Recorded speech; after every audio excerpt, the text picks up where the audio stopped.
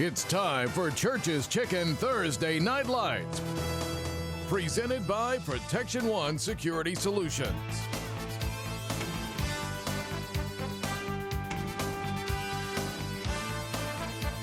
Now, here's Don Harris. You are looking live at the north side of San Antonio, Texas, where tonight we got top-rate high school football on Church's Chicken Thursday Night Lights. Brennan and O'Connor, both undefeated in district play, playing for a district title tonight. Good evening, everybody. I'm Don Harris along with Chuck Mikatinik. And Chuck, TNL, it's our last season. It's our last night, rather, of the season. Week 10, our last broadcast, we saved our best for last because these two teams are playing for it all. Brennan O'Connor, you couldn't ask for more in the final week of the regular season. And as you take a look at the district standings in 28-6A, both teams leading their zone. And for O'Connor, they have been rolling start to finish this year, minus one bad fourth quarter against Steele. As for Brennan, they started the campaign 0-3, but as you see, they have been rolling ever since. They're playing their best ball of the year. And they've turned it around behind another quarterback, a new quarterback in Nicholas Quintero. Yeah, it wasn't the starter at the beginning of the year, but just kind of like what's going on with the Dallas Cowboys. One good quarterback goes down, another one gets an opportunity. Nicholas Quintero has really been the hot hand guiding the Brennan offense. He's been on a roll, and he's got a big arm. We're going to see it on display tonight. Yeah, and they have a great running game. Jamel Jeter is their guy. 1,200 yards, 14 touchdowns. You know, when this team was really stacked a couple of years ago, this was a young man that was actually getting a lot of carries as a freshman. Even more touches last year as they tried to integrate him into the offense. This year, he's been their bell cow, but they've still kind of limited him because they want him to be fresh starting tonight and going into the playoffs. As for O'Connor, only one loss on the year. That's to mighty Steele. One reason they're so good, this kid right here, Roel Sanchez. Don, I'm going to be honest. I really believe this kid might be the best quarterback in San Antonio that doesn't get enough ink. I mean, he'll beat you with his feet. He's got a tremendous arm. He's acutely aware of where his receivers are on the field at all times. There's a reason why O'Connor is this deep into the season with only one loss, and he's probably it. And if you're a fan of Church's Chicken Thursday Night Lights, you may recognize Brandon Bradford, their running back, 12 TDs on the year. And didn't he get like all 12 of them in the game that we had earlier this year on Church's Chicken Thursday Night Lights? To be fair, he had 4, and man, what a ball game this young man had. You know, O'Connor likes to throw as much as they pass to be balanced on offense, but man, they were wrecking Warren by the run so much in this game, and they figured, hey, let's be safe. We're running the ball, and we're having all these touchdowns and having all the success. We'll just stay with Brandon Bradford and get us an easy W, and that's exactly what they did. He's got a big offensive line in front of him. It is going to be a great ball game. Hopefully our best of the year. Certainly two very good teams. When we come back, we'll have our Church's Chicken keys to the game. All that on Church's Chicken Thursday Night Lights on the CW35 and the American Sports Network. Closed captioning of tonight's game is brought to you by Rodriguez Butcher Supply.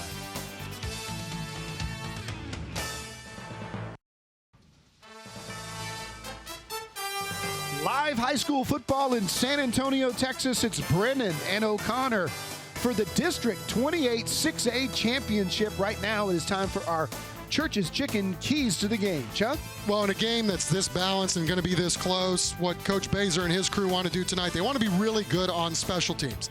Secondly, turnovers. They obviously want to protect the ball and make sure that they can create some on defense. Earlier this year in their first 3 games, Brennan was minus 10 in the turnover department. One reason why they started off 0-3. And then lastly, they want to execute both sides of the ball at a very high level. We asked Coach Steve Baser to tell us about his squad so far this year. Good finish. Not the best of starts, but, you know, sometimes that happens, you know, and we had a really tough schedule early, and we were a little young and had a few key injuries that kind of, you know, aided in our struggles. But, you know, sometimes it's good to struggle, and you learn a lot more, I think, from losing and struggling than you do if it just comes easy. So that really kind of tested our character a little bit and tested us as coaches and as players. And then we made a few adjustments, got healthy, and then gained some good experience, and that's equated into 6 wins. And, you know, here we are tonight and hoping to make it a 7th. But, you know, it's always a journey, and I don't think people understand that in high school and college. You know, they graduate. So you got to reload and you got to reteach and all that kind of stuff. So it's a never-ending process of trying to get to that level, and sometimes it takes a little longer, you know, year in and year out. All right, both these teams have won 6 straight games. Chuck, what are the keys for the O'Connor Panthers? Coach Molesky and his crew, well, for them, they want to be able to have field position and win that battle tonight, and they feel like that will help them try to win this football game. Secondly, they want to create some turnovers as well. And then lastly, they know how explosive Brennan is with their skill people outside and the big arm quarterback. They really want to limit big plays from the Bears tonight. Here's David Molesky on evaluating his season.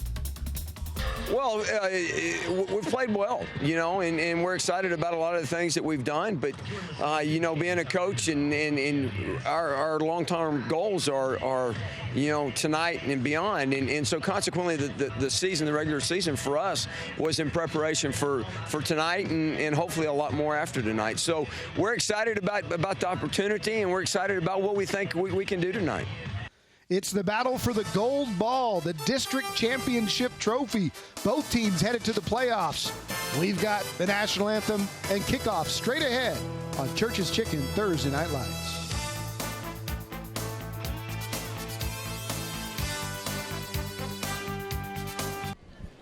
Welcome back to Ferris Stadium. Let's go to our public address announcer, Lou Caluza. Network with Don Harris.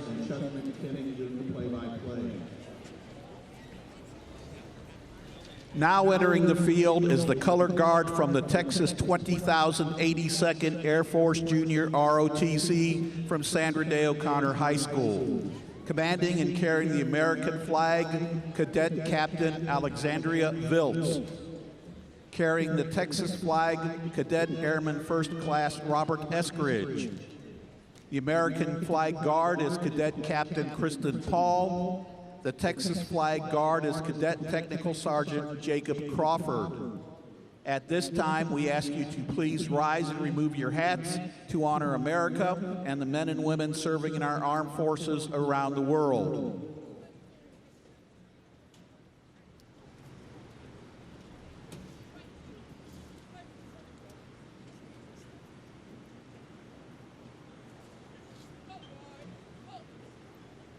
Our national anthem this evening will be played by the Sandra Day O'Connor High School Marching Band under the direction of Mr. Roland Sandoval.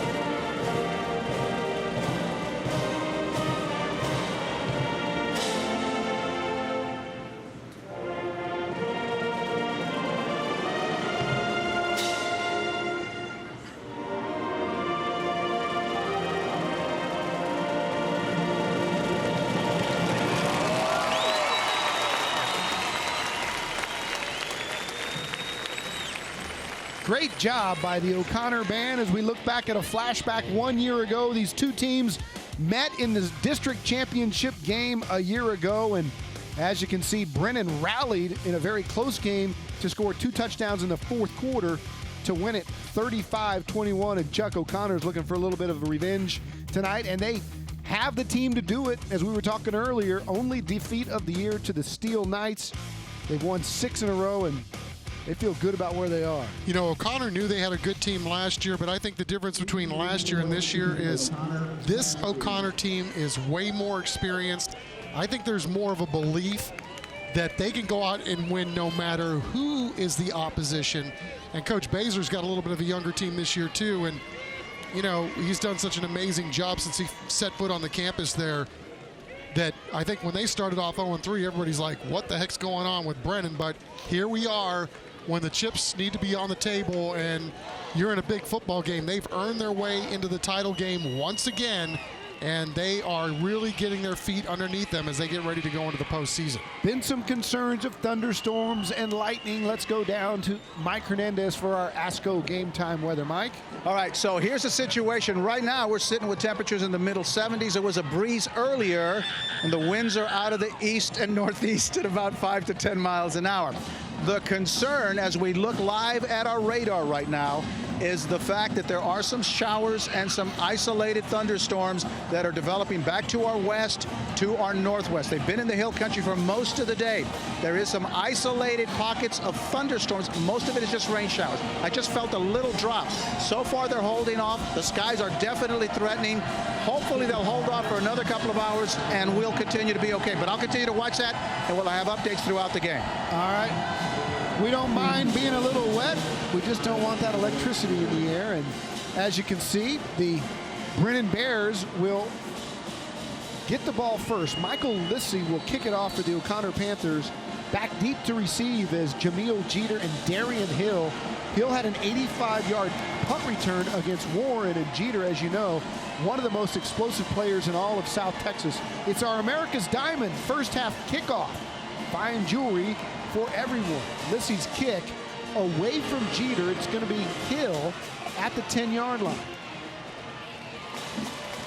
Check that, it was Jeter.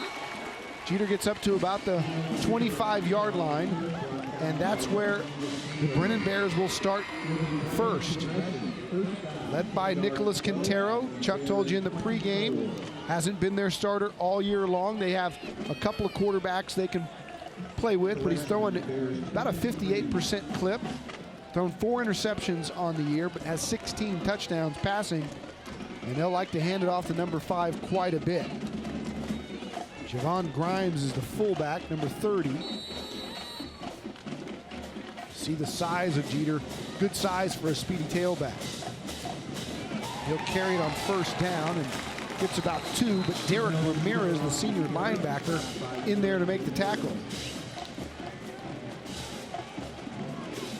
Chuck talked about Jeter got a lot of playing time as a true freshman, 14-year-old, and they saw his ability. He's only gotten bigger, faster, and stronger since then. And the Bears have gotten better throughout this season after starting 0-3. And for those watching at home, Don, you know, this stadium runs north and south, and there is a strong breeze tonight here in the ballpark. Brennan is facing that breeze right now in this quarter.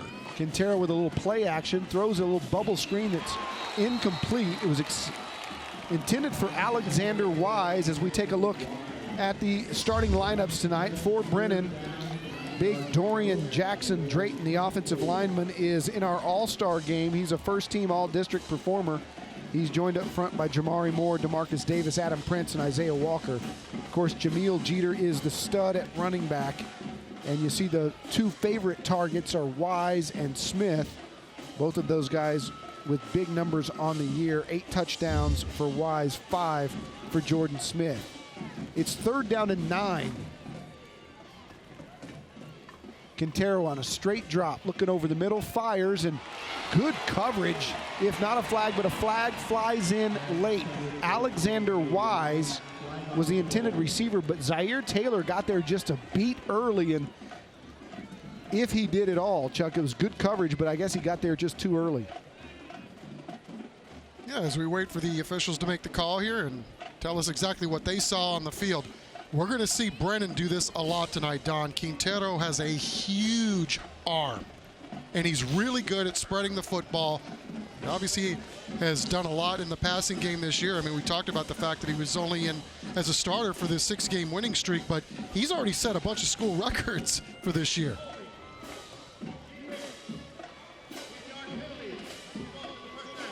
So they don't call pass interference, they call defensive holding instead. Either way, the result is the same. It's an automatic first down as we take a look at the O'Connor defense. They've got some studs up front as well. Blake Noah, you may have known about him. He's an all-star selection as well. He's the team captain and first-team all-district performer. In the secondary, they're led by Millard Bradford, who has 2 interceptions. As they go on first down, this is Jeter, got the sideline. Check that Armani Arvello on the carry. Yeah, Jeter was paving the way, actually, on that drive. Getting a nice kick-out block and springing his backfield mate for a nice chunk of yardage there on first down. The fullback checks in. That's Javon Grimes.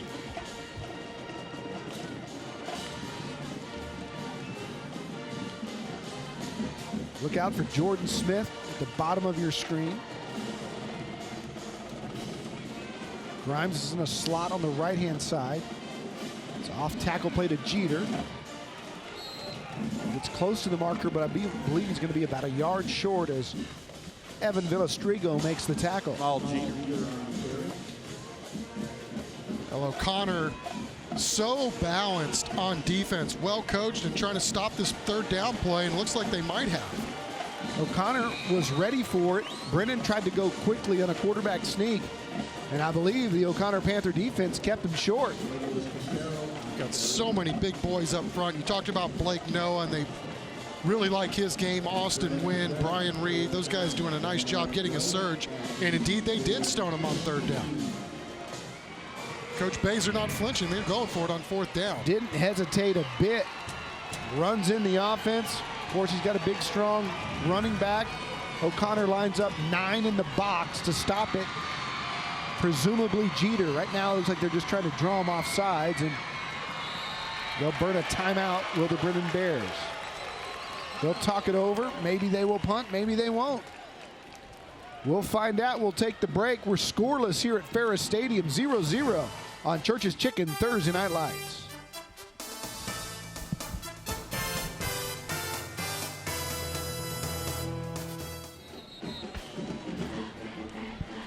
Welcome back.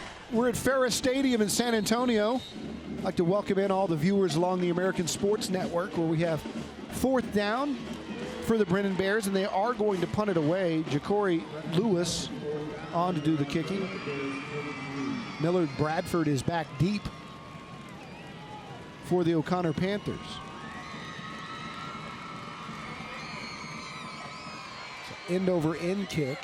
They'll check up there at the 30, and that's where Brennan will down it, and we will see Roel Sanchez and the Panthers for the first time tonight. A very high, potent offense.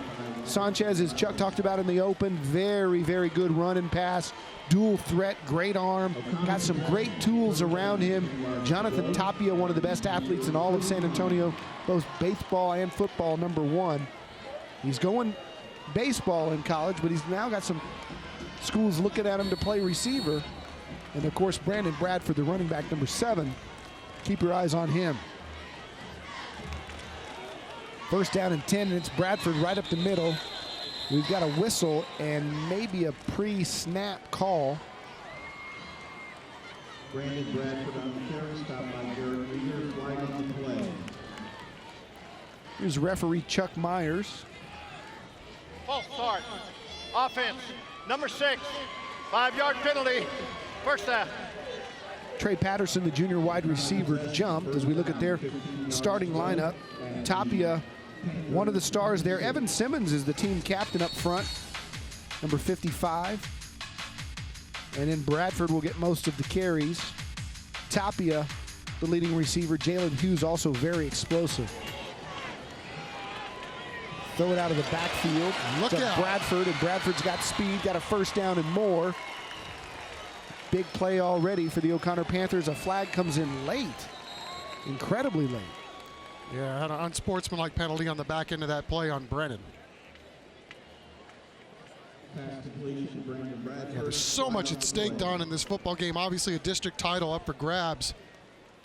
You know, on the O'Connor sideline, Coach Molesky's looking for his 5th district title since he's been at the school. Brennan's trying to win their 6th district title in a row. After the play, personal foul, #2, defense, 15-yard penalty from the end of the run, automatic first down. That's if you count their time back in 4A. So obviously Coach Baser's done a really nice job building this program, molding it in his image. And he's going to be really hot after that unsportsmanlike penalty, I can promise you that. So it's an automatic first down, a Braceland first down, as they run Tapia on the sweep. It's not Tapia. Instead, that's Trey Patterson, who came in motion and picked up about 7 yards. Back to our starting lineups as we look at the Brennan Bears up front. They're led by Elijah Davis, first team All-District. Had a 30-yard interception for a touchdown this year. He's a San Antonio All-Star selection, as is Darian Hill, who just got that penalty. Sanchez on a scramble has got some room. Across the 40, across the 35, still going. Watch out, he's got speed. Roel Sanchez trying to get to the corner. Does. Touchdown. They're going to spot him short. Nope. We got the signal. Touchdown. So many weapons at his disposal. I mean, what a player this guy is. We know he can beat you with his arm. Got a strong one. This looked like a design draw all the way. And then look at the powerful running and the vision to then cut it back inside up the middle and then bust it back out outside, and then the lunge at the end to get O'Connor on the board first. Michael Lissy on to kick the extra point after a brilliant run by Sanchez. The PAT is long enough, it is straight, it is good, and O'Connor quickly jumps out to a 7-0 lead here at Ferris Stadium. Roel Sanchez getting it done with his feet. The Brennan Bears will have it when we come back.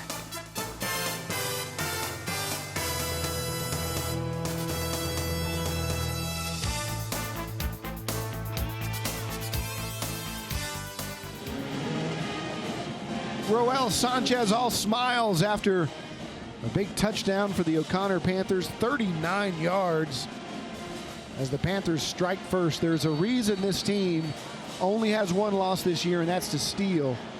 They've got a lot of weapons in their quarterback, one of the best of them. It only took 3 plays and went 69 yards. Total drive time just 56 yards as Lissy gets ready to kick it away to Jeter and Hill. This one's right at Jeter. He's big, he's strong, he's fast, so watch out. Tried to string it out, and he's taken down just north of the 15, around the 16-yard line, and we'll head down to the sidelines. And Mike Hernandez. Mike? Yeah, guys, I've got, of course, Victoria Vela from Church's Chicken, our title sponsor. Before we get into anything else, I wanted to thank you on behalf of TNL for once again Church's being our title sponsor for another year. It's always great to have you. Of course, it's our pleasure. We love being able to support local high school football. You know, you all have something going on, and you've been talking about it for the last couple of weeks. It's this partnership you have going on with VIA right now. Can you tell people about that? Yeah, so we partnered with VIA San Antonio. Working with some of our local partners, we've come up with weekly prize giveaways. They're family fun packs and meals. Yeah, and again, there's no purchase necessary. You said it runs through December 15th? Yeah, so it runs through December 14th, and we give away the prizes every Wednesday. You can register to win on churchesgiveaway.com or Facebook. All right. Well, thank you so much again. You have a good off season, okay? Thank you. And we'll see you again next time. Looks like Brennan had a big play, guys, so send it back up to y'all. Thanks, Mike. Appreciate it. Big play by the Bears. Armani Arvello on the reception. Good for 26 yards. Yeah, how about that play design? I mean, I thought at the beginning it looked like a busted play with all the activity and traffic going on in the backfield, but nope, Coach Baser drawing it up, and big play, here we come. Good enough for a Braceland first down. Play action fake. Down the sidelines, got a man wide open. A little miscommunication on the route as Arvello got turned around. Aaron Dadsey had the coverage. Yeah, it looked like he just stopped his route. And I mean, again, it's going to be tricky for Brennan trying to throw the football in this first quarter because they have a very stiff breeze going right into their face. But I'm telling you, if anybody can turn this wind around, it's Nicholas Quintero. I mean, this kid has got a really good arm, and you know, just a little bit too tall on that one. But I think if this receiver would have kept on going, that might have had a better chance. Here's Jeter, straight ahead, nothing doing. As the defensive front for the O'Connor Panthers were all over it, including Blake Noah, our all-star, big number 56. Yeah, I mean, the linebackers on this O'Connor squad, very, very good, too. We heard from Stephen Charles this week, number 28, really good player, talking about his team. And, I mean, you get a sense, talking to anybody on the O'Connor sideline, whether it's a player or a coach, this is really a confident group, and confident because they've seen that, they knew they had a good team going into this season, but they've really seen the results as the years kind of wound down. Quintero to the far side has a man that's broken up. No flag is, wow. Zaire Taylor was there again. He was called for defensive holding on the first drive. Never turned his head. Thought for sure that was going to be some sort of face guard and collar contact before. That's pass interference any way you look at it. They just didn't throw the flag. Yeah, it's hard to tell from that angle. I'm with you. I thought initially that's exactly what it was, but from that angle, it looked like the refs may have gotten that one right, as they usually do. It's usually the guys with the bad eyes up here that don't see it. Tapia back to receive the punt. And no fair catch. And then he just throws up his right hand late. Takes it at the 31, and that's where the Panthers will have it when we come back up 7-0 on Church's Chicken Thursday Night Lights.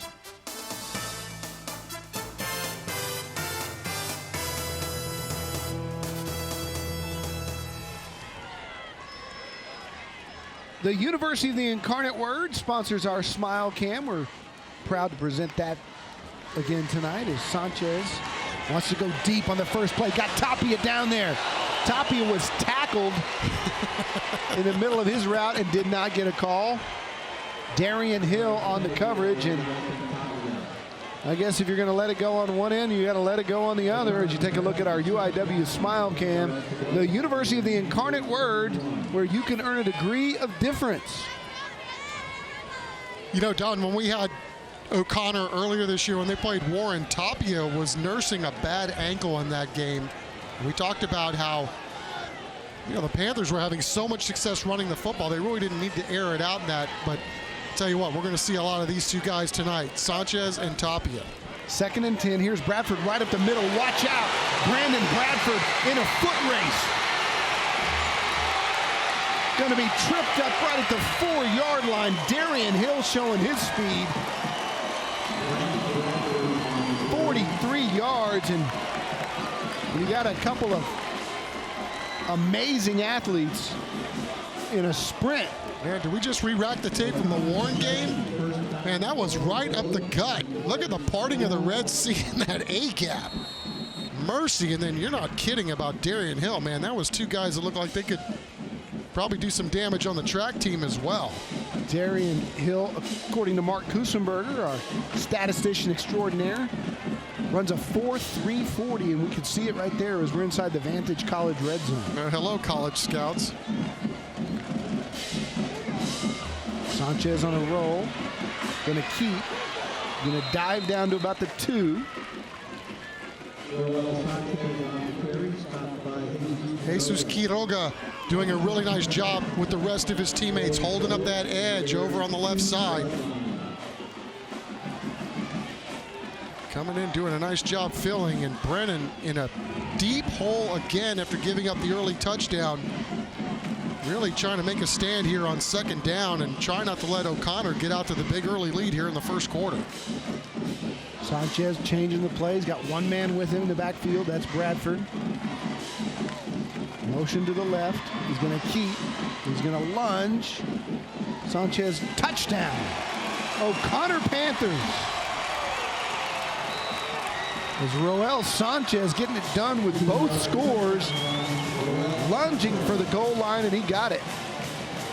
Now, Roel Sanchez, we talked to Coach Molesky earlier this season, and he talked about the heart rate of this kid and that he loves his blood pressure. Never too up, never too down. Just knows how to run this offense in complete control of what's going on, and the rest of his teammates gravitate towards his leadership. Tell you what, he's off to a nice start in this ball game. And the Panthers up 14-0 with 5:55 left in the first quarter. Not sure he got in. Yeah, he did as he turned. Of course, we can't see his body there. The ball got across for sure, but couldn't tell from that angle whether or not his knees or his hips were down. No instant replay in high school football, so what the officials say is what it is, and O'Connor has a 14-0 lead. And you look at the build of that young man, too. I mean, he's really, really muscular from the waist down, and not a surprise that he can finish off these runs the way he does. And another unbelievably quick drive for the O'Connor Panthers. And we talk about explosive plays being so big in this game. I know Coach Molesky wanted to limit the big plays from Brennan's big play offense. Well, he's gotten some big plays early from his guys. A big reason why they're up a couple of scores. Yeah, absolutely. Brandon Bradford and Roel Sanchez both with breakaway runs as Lissy will kick it deep. Probably going to pop it out of the stadium the way the wind's blowing behind him. He was really banging him during warm-ups too. He's going to kick it short. Hill comes up. That's a live ball. Hill takes it. He's got ridiculous speed. Watch out. Oh, mercy. Taken down right at the 48-yard line with an adventurous kick return. Zaire Taylor got him, but very nice return by Darian Hill. Yeah, I thought once that ball hit the ground, it was going to be danger for the Brennan Bears, but Darian Hill had other ideas, knew exactly what he was doing, picked his way back up towards the middle of the field and picked up a really nice gain off the pooch kick. All right, so Brennan down 2 touchdowns. Has Jeter lined up in the eye. They'll hand it to him. He goes straight ahead, right back to the line of scrimmage. Again, Blake Noah and that O'Connor defense not giving up much as we go down to the sidelines and Mike Hernandez. All right, and I'm joined by Thomas Cover. He's actually the band director for the Brennan Bears. How you doing? I'm doing really well. How are you? I'm doing great. A lot going on the field. You got a lot going on as well. This is actually your first year, first complete year here at Brennan. How's that? It's really great. It's been such an adventure getting to know new kids, new families. We're starting the beginning of always, starting to make some new traditions, and it's just been such a great adventure to get to know these families. All right, good. Now, for you all, you have a big competition, and that's coming up this weekend. Yes, sir. It's up in Austin. It's the U.S. Bands Championship. It's the season finale, as it's called. We're going up there. We perform at 2:45 in prelims, and we're hoping to get into finals. There's 24 other bands. You never know what can happen if you get in finals. Hoping we come away with some hardware. And that's a great show, I'm sure. It's worth the price of admission there. Now, the show that you're going to be performing tonight is actually what you're going to be doing for your competition, right? Yes, sir. Yes, sir. What's the name of it? It's called Portraits of the Imagination. Portraits of the Imagination. Well, good luck. Thank you, sir. All right. Job well done. Back up to you guys.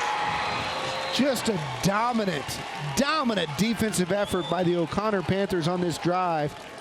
Derek Ramirez with the tackle as Brennan finds themselves going backwards and in trouble. Going to have to punt it away on 4th and 24. Yeah, Millard Bradford with a big play on the previous down.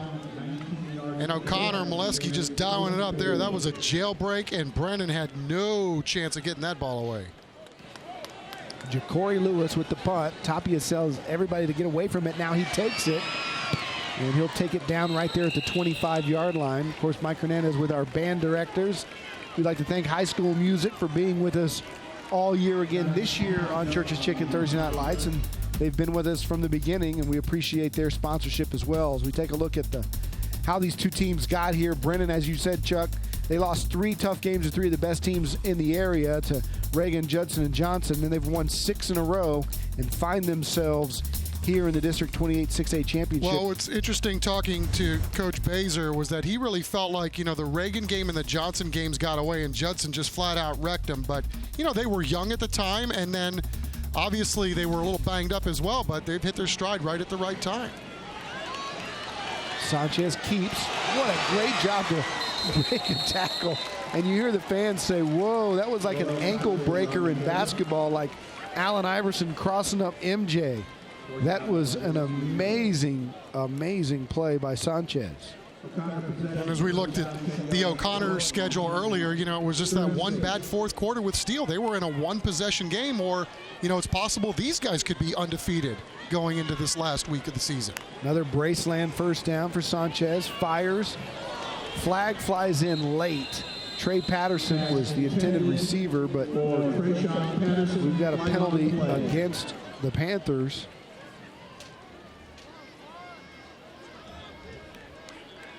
Yeah, nice job by Trey Patterson. He hauled it in, but it's coming back.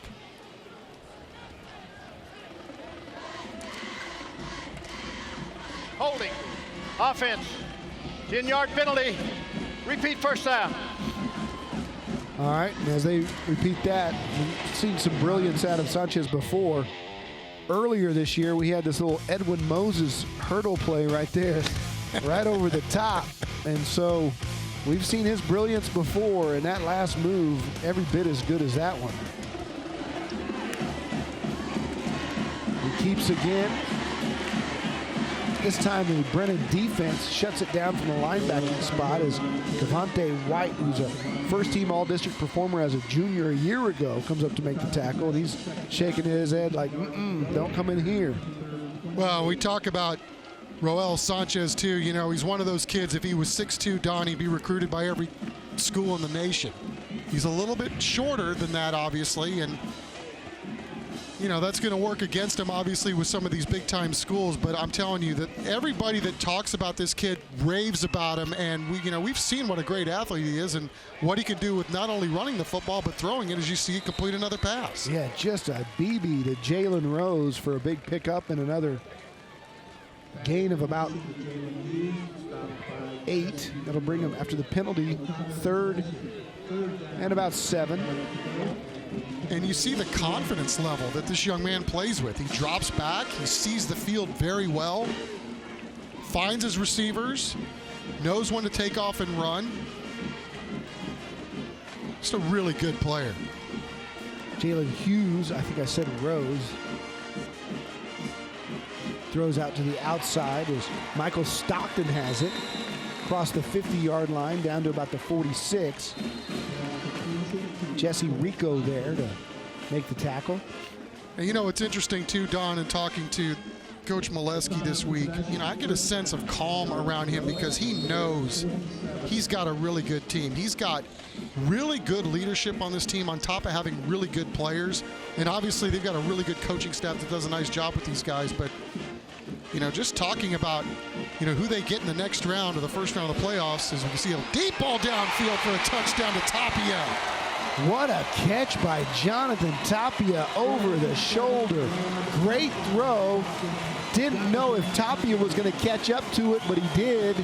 And then he found it, which was hard to do because he found it right over the top of his head. How about the throw, though, by Roel Sanchez? Off his back foot, throws a dime, and Tapia's like, man, this is too easy. That's speed on speed. Tapia and Hill going mano-a-mano, and Tapia wins that matchup, and all of a sudden O'Connor is running away from Brennan here in the first quarter. Yeah, Don, I got caught once again telling a long story. Well, what I was trying to say was that, man, they got Judson next week, and I told Coach Molesky, it's like, man, can you believe that? The season you've had, you guys get to play Judson next week. He's like, man, I don't want to be cocky, but hey, how about Judson having to play us in the first round? I mean, that's how good they're feeling right now, and they should. Yeah, they've got some, you look at their defense. You got Blake Noah leading that group up front. They got big size on the offensive line.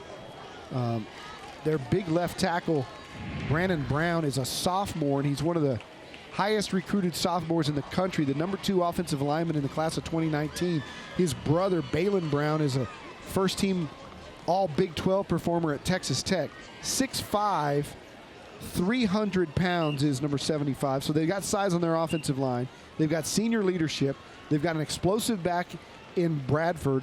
They've got fantastic athletes on the outside in Tapia and a top-notch quarterback. So I think he's got a point. Judson, we've seen the incredible speed that they have and the athletes that they have. But O'Connor this year, they have the athletes to match him, and then they've got the defense to perhaps match him. It's going to be a heck of a matchup. Yeah, and I really like the Tapia kid, as you know. I mean, I've watched him play baseball for the last 2 or 3 years, and it's just, I was talking to one of the assistant coaches about him, and he said, man, just find me one guy that doesn't like Jonathan Tapia. I was like, yeah, man, I know a bunch of Clark baseball players, too, and they not only marvel at his skill level as a ball player, but just as a person, too. So, we talk about his speed and his ability to catch footballs. Man, he might get some looks here at the college level playing football as well. And you look at our TNL top 10, O'Connor here tonight, their only loss is to number 1 Steele. And then Brendan down there at number 8 at 6-3.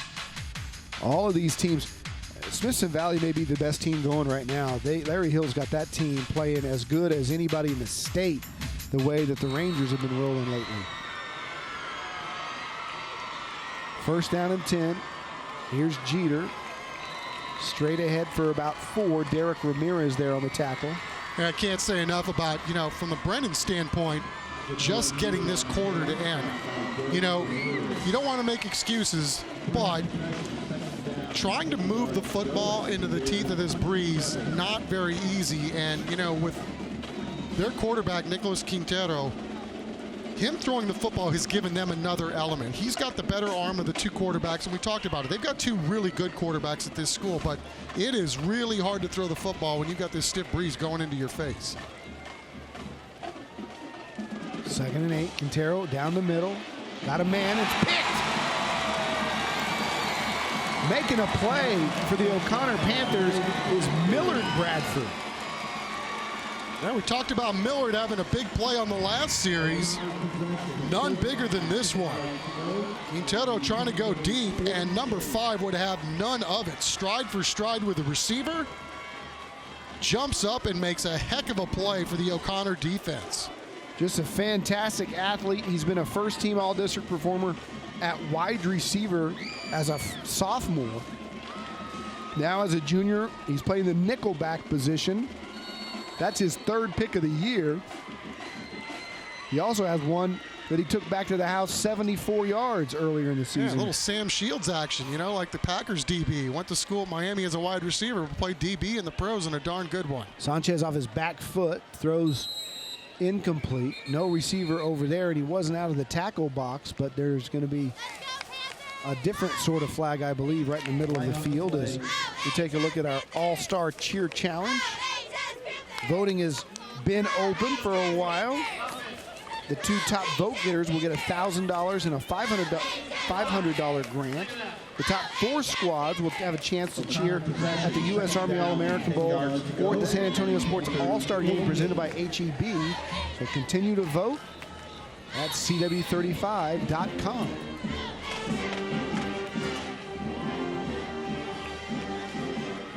So they sorted out the penalty, picked it up. And here we go on 2nd and 10 from the 48. Sanchez has a tough snap to handle, but does, and he breaks another tackle or 2. He's still on his feet. Sanchez dives for the stick. I think he's got another Braceland first down before Garrett Rieger brings him down. Boy, it's all you can eat right now for the O'Connor offense. Just up and down the field, whether it be through the air or just a straight quarterback keeper. They've really got the Brennan Bears on their heels right now. Brennan, still a very young team, trying to learn as it goes. And they've been on a really good hot streak, but man, they're having a hard time finding their way right now. Jalen Hughes has it on this side after the little sprint out pass. Jalen Hughes breaks a tackle. Jalen Hughes, touchdown. O'Connor Panthers. It's a rout in the first quarter. Unbelievable individual play by Jalen Hughes on the outside. The separation that he got after the stiff arm with the initial defender, that's an incredible play to not only have to take on the defender, but to separate from him right there with the speed. See, that's one of the things, Don, I wish they would change the rules on. The stiff arm for the offensive player. I mean, you're the offensive player. You can go right to the other guy's headgear. It's perfectly legal. But you can't do it if you're on defense. Yeah, I agree with you. I think you should be able to stiff arm, just not to the face mask, and that's a legal play. Grabbed his head, put it down, and then took off. I mean, I don't know if he's allowed to grab that face mask, but I mean, it seems like everything is pro offense, and they make things a little harder on the defensive side of the ball, but no matter how you slice it, that's a heck of a play by number 4 as O'Connor gets, 4 touchdowns in the first quarter. Are you kidding me? Fantastic athletic ability by Jalen Hughes. 7th touchdown of the year. Came into the game with over 500 yards receiving, or 400 yards receiving. caps off that 3-play, 62-yard drive. And the thing about these drives for the Panthers is it's only 2 or 3 plays, and they're lighting it up. Yeah, and the ROTC kids are going to look like Hulk Hogan at the end of this game if they're doing push-ups after every one of these scores. No, we're not doing that in the booth, by the way. You said Hulk Hogan. Or should I say John Cena or somebody? Am I dating myself? I think so. I think Hulk Hogan's like 75 now. High school kids watching at home is like, who? How about our man, the Heartbreak Kid? How about that? We keep it local. Jamel Jr.'s going to let it go through the back of the end zone, and we're going to let it go down to Mike Hernandez on the sidelines. Mike? Well, a little change in the weather, guys. Starting at light rain. We're starting to see some rain across a lot of this area and extending all the way back. Man, you look at the radar, you see where we are with the cursor, and then you extend back from that to the north and to the west. Those showers have been steadily on us and moving towards us, and they're going to continue to do that. So that's not only going to affect probably some of the passing game potentially, but also it can change as the wind blows from some of these showers and a little heavier showers or thunderstorms. It could change the wind direction around. So something to watch as we progress through the rest of this quarter and then for the rest of the game. How about our dual threat sideline guy? He knows his sideline stuff, but he's also a meteorologist. And that is going to go incomplete. And, we have him on the sidelines in weather like this because he doesn't have to worry about his toupee blowing off or getting wet. That's right. His is natural, unlike the two clowns in the booth.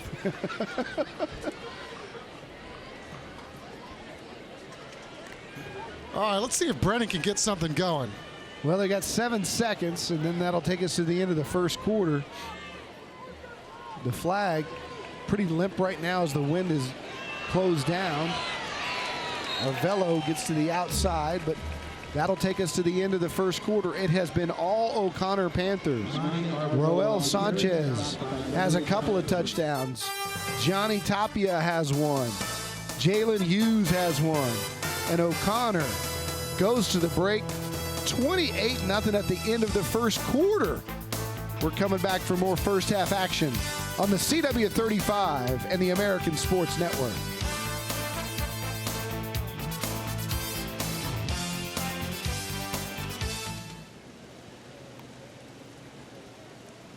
To give you a weather update before we move on to my guests right here.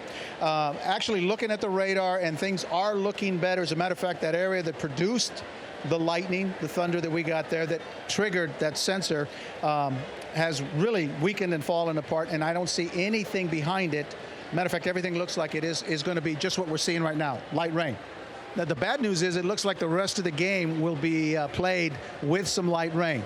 The sensor itself is still on, so that has not changed. We still have to wait for that to officially get on the field. But if I was calling the game, I'd have him out there on the field at this point. I think the danger is over. As far as protection, you got to protect him. Absolutely. Speaking of that, Protection One Security Solutions, the guys joining me right now. This is Mark Wiedemann, the general manager, and Izzy Villalobos, he's the sales manager. How y'all doing? We're doing great tonight. I mean, we wish the rain would go away so we could see a little bit more football. I know, and it will. It just takes sometimes, it's just like the World Series last night. It was worth the wait, right? Absolutely, great game. All right, and we appreciate you being our presenting sponsor. Thank you for doing it. It's been great being out here for these last few games. I mean, we enjoy seeing the football. We enjoy being part of Thursday Night Lights and being out with the community. It's been just a great time for us. Well, good. I know being out here myself and being able to experience it on the field is just fantastic. It's a lot of fun. It's and some really great athletes out here we have in San Antonio. I mean, just impressive to watch. Yeah, absolutely. You were talking about, we talked a little bit about this last week, but I want to go ahead and talk more about this because you've got something you want to talk about in a product that you have this time of year, and we're already starting to hear it. Packages that are getting stolen right off the porch of people. It's that time of year where people are starting to order gifts. You've got the holidays coming up, and you guys have something that's really cool and that can really help. Yep, something new, one of our newest techs, it's Skybell. So it's the ability to see what's coming without having to be there. You can answer from that doorbell. You can see everything. You can speak and interact with the package deliverer. So when something arrives, you can be on it right away. So literally, you could be at the gym somewhere or on the other side of town, and you can treat it just like you were out inside the door there. Actually, yeah, absolutely. I had a situation happen today where I had the Postal Service deliver something in. I wasn't there, but they wouldn't leave it without a signature. I gave them verbal approval, they left it, and went and picked it up later. So, yep, very interactive. That's great. That's great. I'm going to have to look into that. So Protection One Security Solutions, thank you so much again for being our presenting sponsor. Mike. We really do appreciate it. And I got you the rain just as a backdrop for you there. By the way, the rain is coming down pretty good now, guys. And again, just looking at the radar, it looks pretty good as far as the thunder potential. Almost gone right now, so I don't see that. But again, the rain is going to stay with us for a while, so we'll see what happens. And again, just checking the sensor, it is still on. Back to you. All right, thanks, Mike. And you can see the rain coming down as heavy as we've seen it. Again, rain is not a problem. We're in Texas, man. We play football in the rain. We do everything in the rain, bro. We don't do lightning, and that's why we're waiting for that sensor to go off. And North Side here has one of the most sensitive and sophisticated units, and that may be why it is still sensing that lightning is in the area. As you see, Roel Sanchez scoring the first of his 2 touchdowns. His second one gave O'Connor a 14-0 lead, and they just kept piling it on in the first quarter as he went deep to Johnny Tapia, who made a fantastic over-the-shoulder catch. Defense coming up big. Miller Bradford with the Oski, and that set up Jalen Hughes' touchdown. And Chuck, we were expecting a really close football game with Brennan being so improved, but this might be telling us just how good O'Connor has a chance to be in the playoffs. Yeah, I think so. And obviously, when we get this game going again, there's still a lot of time left for Brennan to get back in this football game. But obviously, I mean, O'Connor really taking advantage of a couple of things.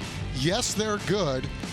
But number 2, having to go into the wind for Brennan as much as they like to throw the football, I think that was part of the problem of them kind of getting their feet early in this football game. But obviously, as you take a look at the first quarter stats, and we had the lightning delay, it was right at the end of the first quarter. I mean, obviously, it's super one-sided right now. O'Connor having its way in that opening frame, and it's indicative of the 28-0 score. That's right. It's all O'Connor over Brennan in the middle of a lightning delay. We hope it's the end of the lightning delay, but we have no way of knowing. We're watching that light just like you are, hoping it goes off. We'll be back after this.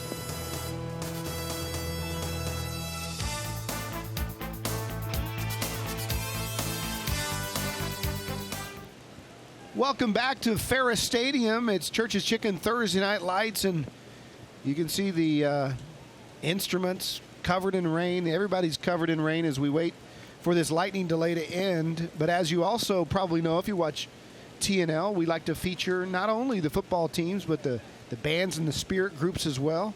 O'Connor leads it 28-0, so we're going to look back at a past performance from the O'Connor Band.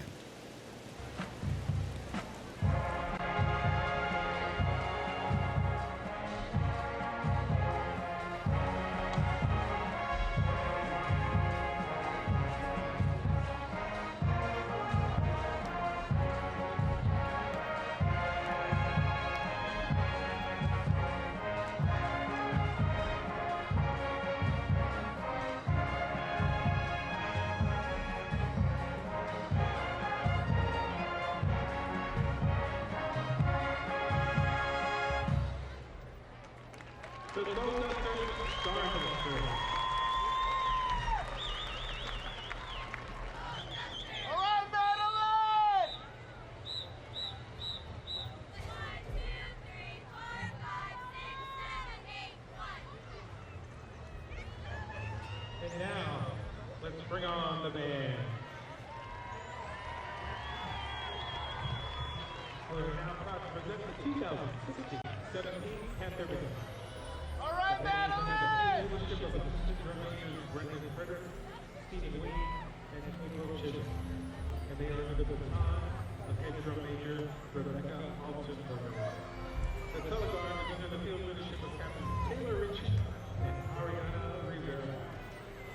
The twirler is Kenny Lockwood, and the featured twirler is Tammy Hatcher. Tonight, the band performs the opening 3 movements of their UIL competition show entitled The Living Sea. And now, from Columbus, Texas, the O'Connor High School marching band.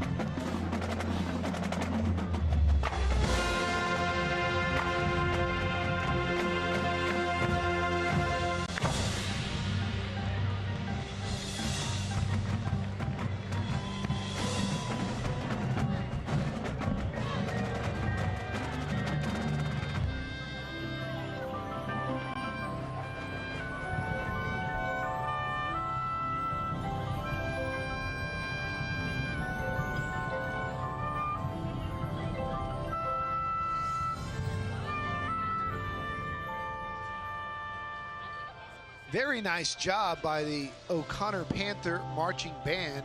If you'd like to vote for the Panther Band for our North Carolina Furniture Direct in San Marcos Band Grant, just text Band 11 to 45203. That's Band 11 without any spaces. And for complete texting guidelines, you can go to the CW35.com.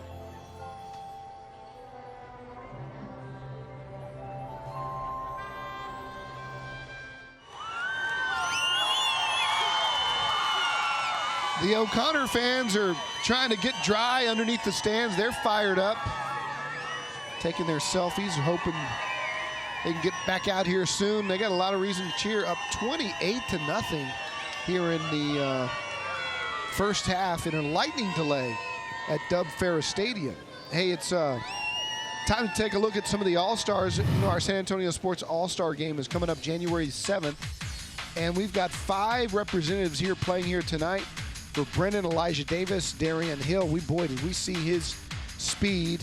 And Dorian Jackson Drayton, the offensive lineman, Blake Noah and Jonathan Tapia from O'Connor. And the best news I can tell you other than that for those 5 guys is that the light just went off. And we will be able to play football soon. Speaking of that weekend, Drew Kerstetter of Reagan High School has played in the big boy game, the Army All-American Bowl. He's been selected as one of the top players in the country. This is the game, of course, that produced the greats like Adrian Peterson, Vince Young, Reggie Bush, Ezekiel Elliott. And the young Reagan Rattler has been selected to play in that game. Of course, we'll have that one for you here on 4. Good news, the light's off. We're playing football when we come back. O'Connor up 28-0.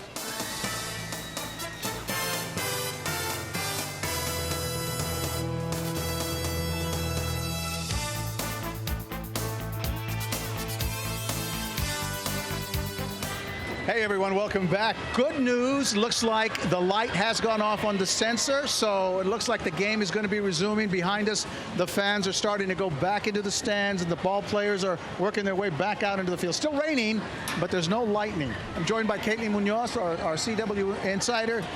Nice, crazy night. It's nuts, but all the fans right now are so pumped. You can hear them just like stomping back, ready to cheer on their team, so that's really exciting. All right, now you have some events here. You have actually one event, one of my favorites, and that's the Worst Fest. Me too, yeah. So Worst Fest starts tomorrow, and it lasts until November 13th. So if you want to win a 4-pack, you can take your friends, your boyfriend, your girlfriend, grandma, whoever you want to take this 4-pack, text WORST, W-U-R-S-T, to 45203 for your chance to win. Okay. Try to stay dry. I know. Yeah, I'm going to try. All right, thank you, Caitlin. I appreciate it. So again, the radar is now indicating, as I was talking about a few minutes ago, that the showers are weakening. The threat of a thunderstorm, lightning, has at least for now and for the next couple of hours, looks like that has diminished. We do have the rain, so it is going to be soggy out there. It's probably going to change the game, guys, where it was all up in the air and they were, pass after big play for O'Connor. Let's see if that changes the game on the O'Connor side now and Brennan. So see how they react. This could be a completely different type of game from here on out. Hey, Mike, we're looking at the radar right now, and on the time lapse of it coming through, there are still some pockets of red and yellow. Have those already gone through? Is this an older look at the radar? Where are we in the process of this? Are we in the green stuff now, or is it cleared completely? And there's still the rain, so we're actually in the yellowish or the green right now, and that's why we're getting this kind of light rain, but it's steady. The heavier showers and the thunderstorms would have shown in the orange and red, and those have faded off completely now and are extending now down to the south, moving away from us. So again, the rain lingers, but the chances of a thunderstorm are basically gone. Well, we don't worry about rain in Texas. We just worry about electricity in the air. That's all gone. The light is off, and we're ready to play football with the O'Connor Panthers up 28-0. Chuck, we saw this last night in the World Series with the Chicago Cubs, that a rain delay, and it was only 17 minutes long. But after Chapman had blown the lead and was crying going into that locker room, the Cubs used that to completely regroup and start over. Does that have any sort of translation to football, and is there something for O'Connor to be worried about here with Brennan getting a chance to reset? Well, you never know. But, I guess if you're Brennan, it probably was a good thing. You get to take a little bit of a break, and now we've seen steady rain. So, ball security is going to be at a premium, and now you get a chance, if you're any one of these defenses, to probably create some more turnovers, because obviously gripping the football is going to be a problem in the second half. It's going to be a little bit harder. So I think if you're Brennan, you look at it as a positive. It was nice to get a break, maybe get a chance to regroup, maybe throw the kitchen sink at these guys in the second quarter, because honestly, Don, Brennan's got nothing to lose at this point. Neither one of these teams do, actually. Of course, you want to win a district championship. I know it's important to both of these teams, both of these schools, but the bigger prize awaits starting next week, and I know both of these teams have designs to go on deep playoff runs. Yeah, the only thing, again, that tonight's game decides is who gets to pick which stadium, Gustafson or Ferris, for their game next week, and of course a trophy saying you're district champ. But they already know who they're going to play. They're both the #1 seeds from 28-6A in Division 1 and Division 2, so they're not, it's not like they're both going Division 1 because of the size of their schools. So that has already been determined. So really it's just about pride, a trophy, and then home field. They're both going to play at home next week. It's just whether or not it's going to be Ferris or Gus. And Coach Molesky told me before the game, if they win, they would choose this stadium right here. It's closer to their fan base, and it's where they play most of their games. And so O'Connor wants to win this one to play here. So Chuck is exactly right. It's not like there's a ton on the line. That's why I thought we might see this game called, and we still might if electricity kicks up again and we see more lightning delays. It's not like you would be determining something here if you just called this game at 28-0. Well, obviously, yes, the score might be indicative of whatever they want to do in terms of moving this game forward, but it looks like we're going to be able to play football. We've got roughly 7 minutes before we resume play. And as you see, especially with football, it's not like baseball, Don, where, guys get to, maybe jog up and down the baseline, the sideline for a couple of minutes and get a little loose. With football, obviously, it's much more taxing physically. So we want to make sure both of these teams have warmed up properly so that nobody gets hurt. And I think, obviously the school districts do a really good job of making sure that safety first with these young men. You're going to get them nice and loose before we resume play, because it's tough too. You go out and smash each other around for 12 minutes on the scoreboard, then you take a 20, 30-minute break, then you got to resume play. We want to make sure everybody's good and loose when we resume play. It's a 10-minute warm-up. We're probably about 5 minutes into it, so we're going to wait probably about another 5 minutes as you see the rain continuing to come down, and that also gives us time to tell you about all the football that we've got coming up for you on the Sinclair family of networks in San Antonio this weekend. We've got high school football coming up tomorrow night. We've got Warren and Taft. The winner comes out of this district as one of the playoff representatives. Brandeis and Stevens on the other side of the bracket. The winner of that one will go to the playoffs as well.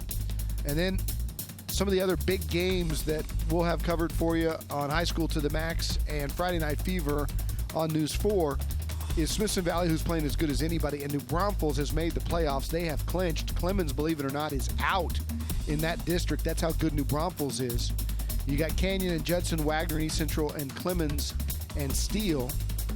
Roosevelt and Reagan. Reagan's already clinched. Madison and Johnson, Medina Valley and Alamo Heights. The Mules have been near the top of the polls in all season long. And Kerrville-Tybee taking on Lockhart. Look at some more matchups around the city. Yeah, Lanier and Burbank. Obviously, Lanier got off to a very hot start this year. Been leading the district for most of the season.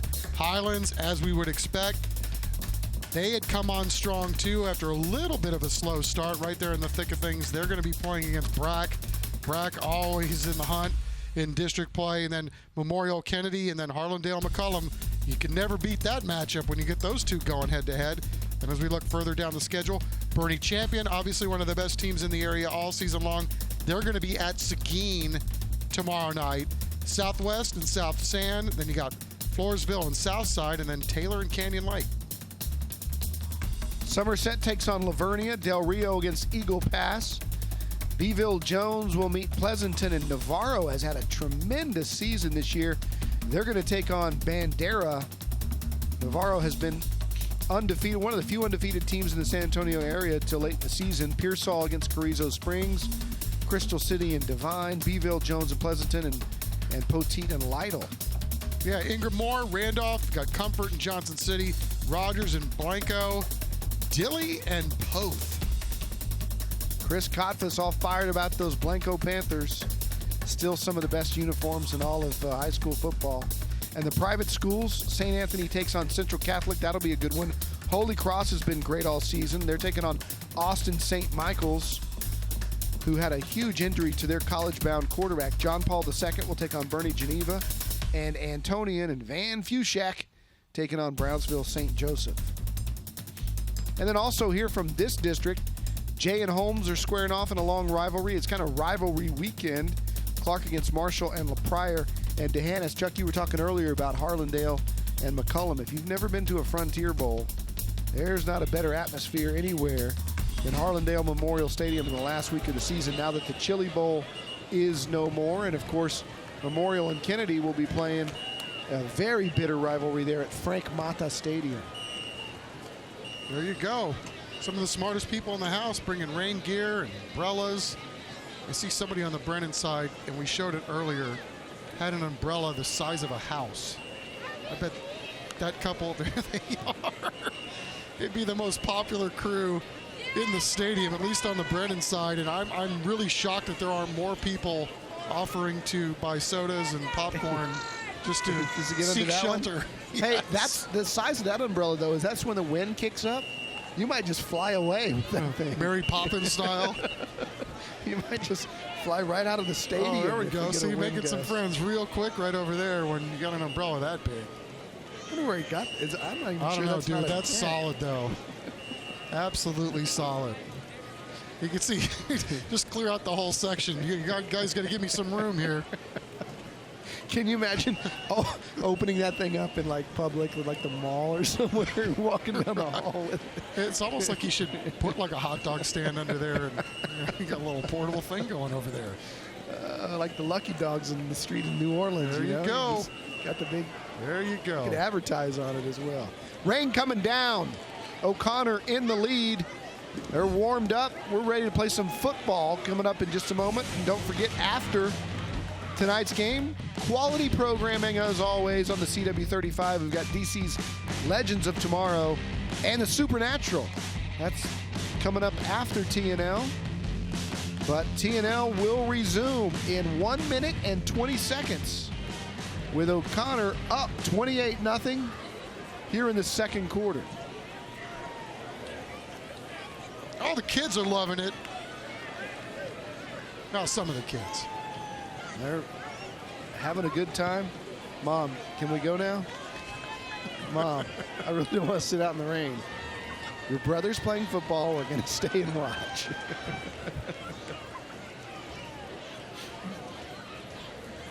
All season long, we've been telling you that the Tasso has in desperate need of help, and officiating crews from all over the state of Texas looking for somebody just like you. You want to make a little extra coin, you love sports, go through the training. They provide the training. You just commit to it. It's at saofficials.com, and you too can have someone screaming and yelling at you and telling you what a bad job you're doing. But they know better. They do a great job, and they're out here doing another great job tonight. Yeah, and I don't know how much the football games pay these guys. I do know this. You know, we just went through a fall baseball schedule over at Clark, and had 2 umpires for every game, and we played probably 90 minutes a night. You guys are picking up $60 a game apiece. I would have done it for a lot less. They would have gotten a lot. It's a good hourly wage. They would have gotten not much out of me because I'm not much of an official, but yeah, I mean, what the heck? If you'd like to do something like that, I mean, yeah, it's a good way to pick up some side cash. Quality crew here tonight. Lou Caluza's back on the PA, and we are ready to resume. 3rd down and 1 to start the second quarter. Yeah, nothing like a huge 3rd down play for Brennan coming right out of the delay. Obviously, they need something to go their way. This is a good place to start. As you can see, the clock right at 12 minutes. The delay coming right between quarters, and it's 3rd and 1 for Quintero. Hands to Jeter. Jeter's got the first down, and he's still on his feet, chugging ahead. Jeter all the way down to the 45-yard line with some great leg churn. Brian Reed there to make the tackle. And, you know, you would expect it from somebody from like Jay Jeter down there. I mean, he's obviously a veteran player, even though he's just a junior. And Yeah, this is an absolutely huge play for Brennan to start this second quarter. I mean, they needed something to go their way, and this young man showing that he's going to be here all night, showing the fight on that run for first. First down and 10, a prompt to immediate care first down. Little play action. Quintero fires, got a man down there, but great coverage, and it's intercepted by Zaire Taylor, who turned and made a great play on the football to take it away. Can't say enough about the job that Gary Molesky's defense has done. We talked about it at the onset that one of the things they wanted to do tonight was limit the big playability by Brennan. They've been doing this all year, gashing teams down the field in the passing game. Well, we've seen it. Their DBs have really stood the test of time tonight. Not only their ability to cover guys, but then make big plays on the back end and give their ball back to their offense. All right, so the O'Connor Panthers up 28-0. Run their offense out here. Zaire Taylor with a fantastic play on the football. Good coverage and turned his head around and made the play right at the right time.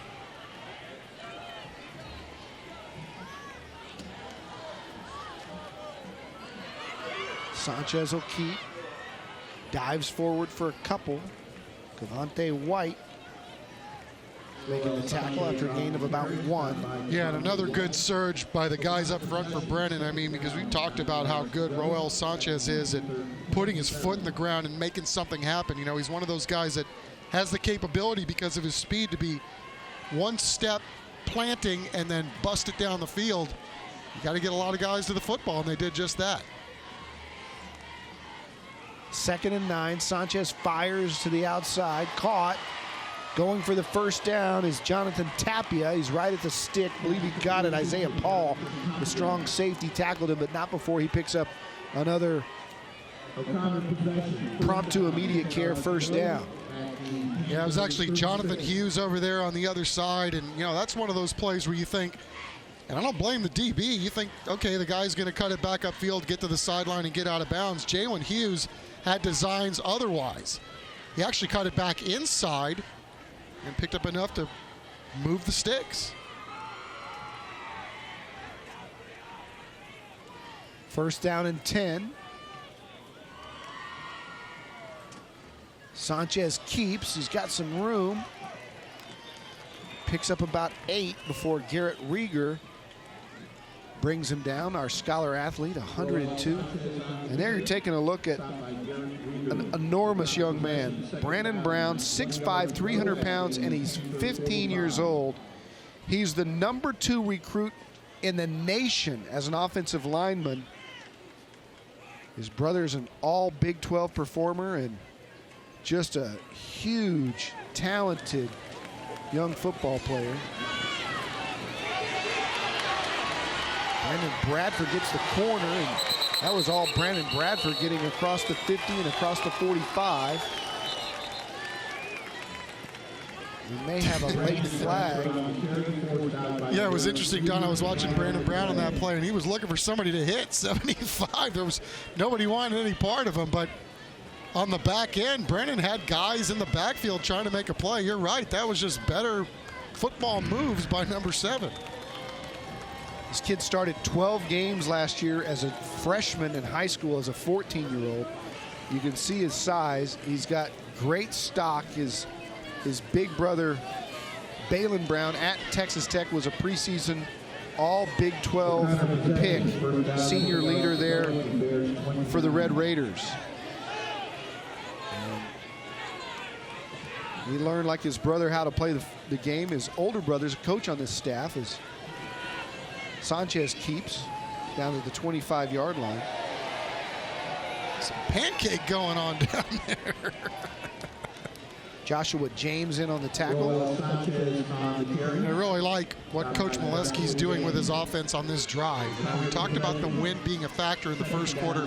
It's actually died down a lot since we've resumed play after the delay, but they're just churning and burning on the ground right now, and really up front just doing a really nice job of, you know, their offensive linemen playing on the other side of the line of scrimmage. Second down 7. We're inside of 9 minutes in the second quarter. Whistles blow as O'Connor continues to drive, up 28-0 over Brennan. And he's going to have a 5-yard walk-off against O'Connor. If you're just tuning in, we had a long lightning possession, second down. 12 yards was an hour long, and players getting warmed up again as David Molesky looks on and ready to pick up where he's left off, up 28-0. So far, his offense looks good. And then Bradford up the middle to the 25. Jesus Quiroga on the tackle. Brandon Bradford's got like 5 gears and really patient running on that last one. A little stutter step and kind of bobbing and weaving his way. Another nice gain there on the ground. Sets up 3rd down and 6. Big play. Maybe in 2-down territory here. Bradford dances, is going nowhere. Maybe gets a yard. And no time wasted sending out the substitutions. And Lissy is going to spot this one right at the 40, at the 31. It'll be a 41-yard attempt from Michael Lissy. He has the leg, I'm telling you. I mean, he was drilling him in pregame warmups. He had a 47-yarder a year ago against Reagan. He's got plenty of leg there, and it's good. Michael Lissy with a 41-yarder to add to the lead. It's O'Connor 31, Brennan nothing on Church's Chicken Thursday Night Lights.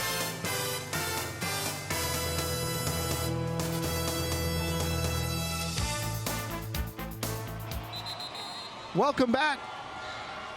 Ferris Stadium, you know, nothing like a little rain to bring out the fun, especially if you're an O'Connor student. Let's just party in the rain. We're up 31-0, and O'Connor fans having a great time out here tonight as they smell a district championship. Michael Lissy will kick off to the Brennan Bears, who have to be shocked by what's transpired here as a high pooch kick is brought in at the 26-yard line. And that's where the Bears will have it. Chuck, we talked about how good this O'Connor team is. Again, their only loss to Steele. And the more we look at them, they are fundamentally sound on both lines of scrimmage, in the trenches, explosive athletes on the outside, at both in the secondary and at wide receiver and running back. They seem to be the total package. I agree, and I mean, we've seen everybody, and obviously, you know, you could talk about Steele and where they are and how good they are in all 3 phases. This O'Connor team is obviously right there with them, as good as any team we've seen all year. Whistles blow as there's a timeout taken by O'Connor on the defensive side. They wanted to adjust to the substitution as Jordan Martinez had checked in at quarterback. And we'll take a break. When we come back, the Brennan Bears have the football, trying to avoid a shutout here on Church's Chicken Thursday Night Lights.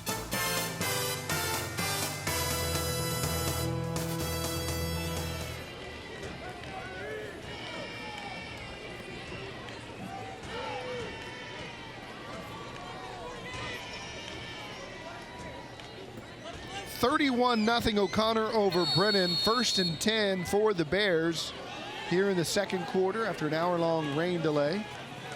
New quarterback in for Brennan. Picks up about 2. That's Jordan Martinez, the junior. And Chuck, you talked about the outset of the broadcast, kind of interesting quarterback situation for Brennan this year. Yeah, I mean, Jordan Martinez actually began the season and won the job coming out of the summer training camps. And, you know, he was one of those guys that really is good at moving the ball with his feet. Well, they get off to a rocky start, 0-3. He gets hurt. And then all of a sudden, you know, Quintero comes in. They go on a 6-game winning streak. So, you know, Coach Baser made it abundantly clear we have a 1A, 1B situation at quarterback. And wow, as we see that play blown up in the backfield. But really, he was comfortable with either one of these kids playing the quarterback position. And he absolutely equated their quarterback situation to being like the Dallas Cowboys with Dak Prescott. You know, it was unfortunate that Romo went down, but hey, once you start riffing off wins the way the Cowboys are, it's hard to wreck continuity and chemistry and everything else that's going on. Well, obviously, you know, Quintero gets off to a little bit of a rocky start here tonight against a very darn good defense, and they want to mix things up a little bit. Zaire Taylor with the big-time hit, and that ball's incomplete. Jeter was the one who was hit, and that ball was intended for him as well. But what a great job by the secondary. In particular, Zaire Taylor, who already has a pick today, and then yeah, and as you see, they're just running in Quintero in for, actually they put in Martinez there for one play and then Quintero back in there. But yeah, O'Connor's defense is just pinning its ears back right now. Short kick near the sideline. It'll bounce out right at about the 45-yard line. And the O'Connor coaches fired up with their kids in control. Chuck, we talk a lot about parents talking about how good kids are. We got a lot of good kids playing in our San Antonio All-Star game, and then you look at the Army All-American Bowl kids, and you can see from this huddle right here, the kid in the back, 75, we talked about him, Brandon Brown. The difference between the All-Stars that play in the San Antonio All-Star game and the difference of kids that play in the Army All-American Bowl is about 7 inches and about 100 pounds. And Brandon Brown has the potential by the time he's a senior to be an Army All-American. I mean, that is just a house of a young man at left tackle. As he pulls there and makes a block, it's Brandon Bradford. No, it was Trey Patterson who went straight ahead. UIW Smile Cam can earn a degree of difference at the University of the Incarnate Word. Presenting Smile Cam tonight. No, O'Connor fans still having a great time here in the rain. Yeah, they are. You could have even more fun if O'Connor can take this last 5 minutes and go down and get some more points. Sanchez keeps. Doesn't have much where to go, but look at this. Cutting it back. Oh, mercy. Just amazing ability to escape trouble. Roel Sanchez. Change his name to the Ginsu. 14 mercy. Yards. Man, I'll tell you what, there were like more cuts on that particular play than you'd see on Rocky Balboa's face. The Ginsu. I mean, look at this. Slices, dices, makes Julian fries. That too, everything but drive the bus tonight, 15. It's a prompt to immediate care first down for Roel Sanchez. Straight drop, buying time. Look at the rocket firing out there for Hughes. It's caught and picked off. Isaiah Paul coming back the other way. Needs to get a block. Gets all the way near midfield. Hughes makes the tackle from behind. He was the intended receiver. Ball got popped up into the air, and Brennan's hoping this is the break they needed. Yeah, and O'Connor, you don't blame him for taking a shot. They've been kind of being, really methodical with their offense, and Roel chucks it downfield. It's a really good play over there on the back end. Getting that ball tipped up in the air by number 8, Deshaun Tolfree. Just a sophomore making a huge play. Was allowed the receiver to get behind him a little bit, but did a nice job closing and then helping his buddy make a play with a tip drill. First down 10, they fired over to the near side, bubble screen to Jordan Smith. Going nowhere, Zaire Taylor again on that side.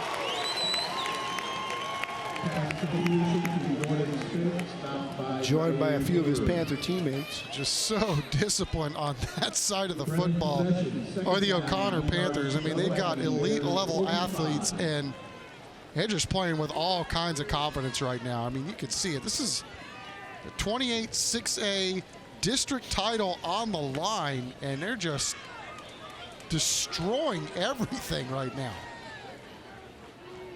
Second down and 9. Here's Jeter. He's got some room for a change and busts it straight up across midfield before takes a sizable hit. Millard Bradford there to lay the wood.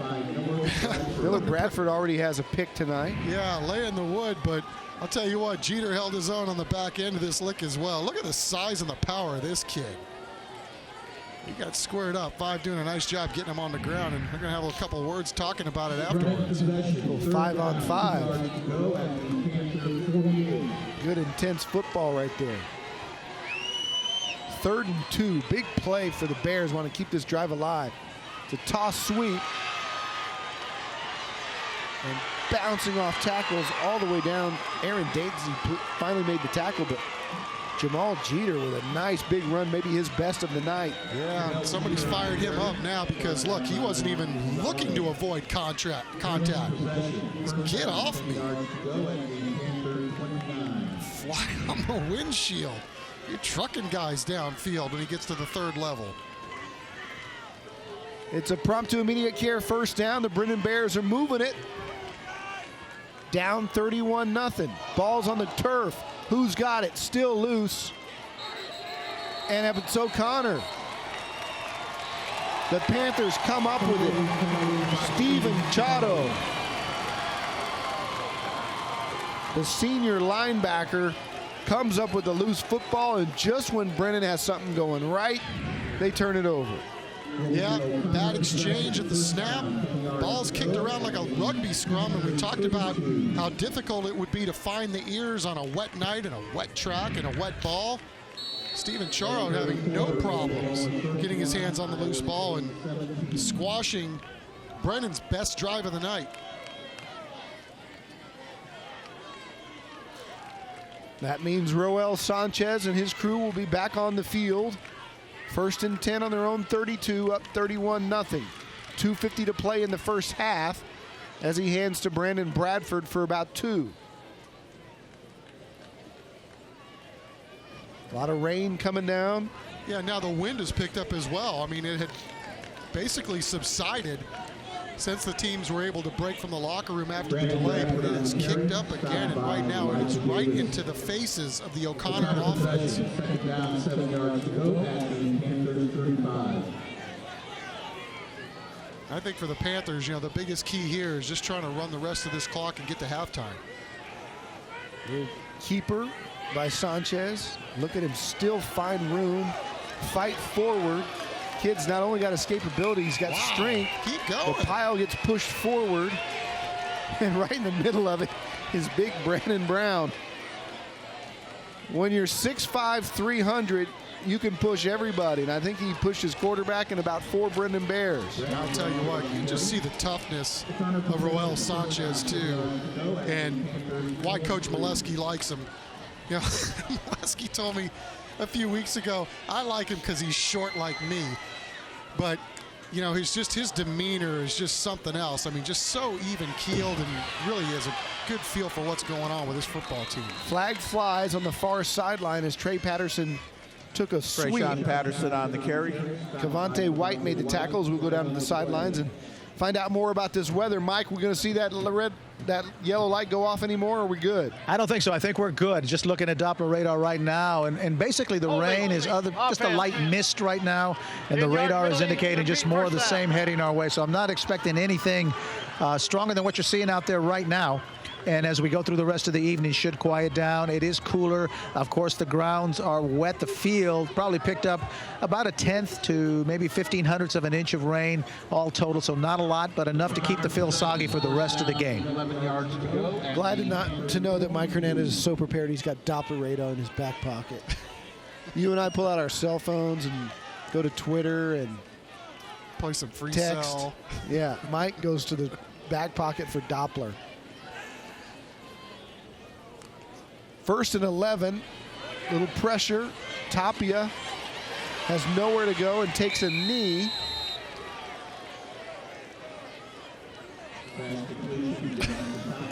Tapia's a little confused. He thought maybe there was 12 seconds to go in the half, and there was 1:12.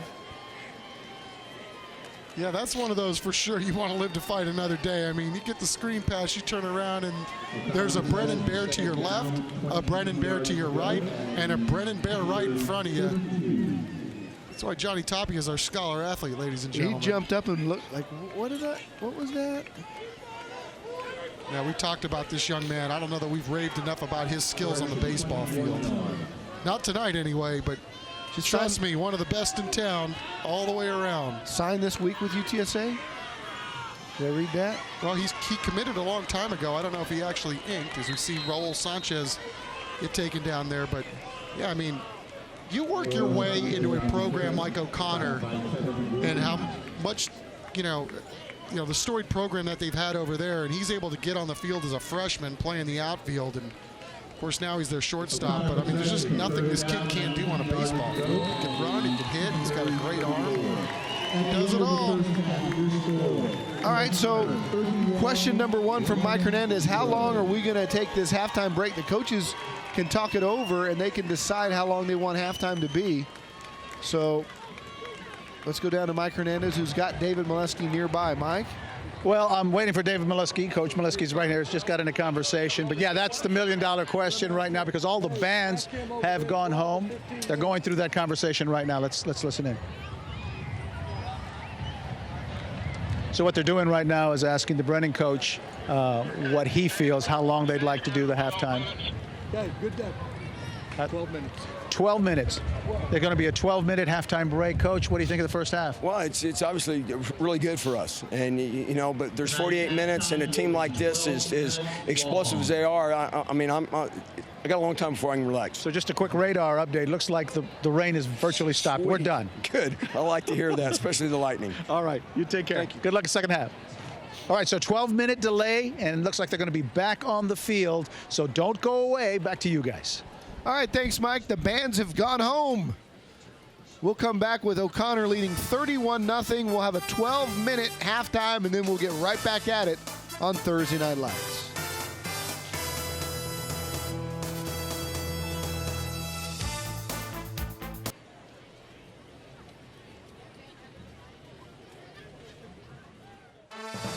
Welcome to the Cerritos Mexican Restaurant Halftime Show.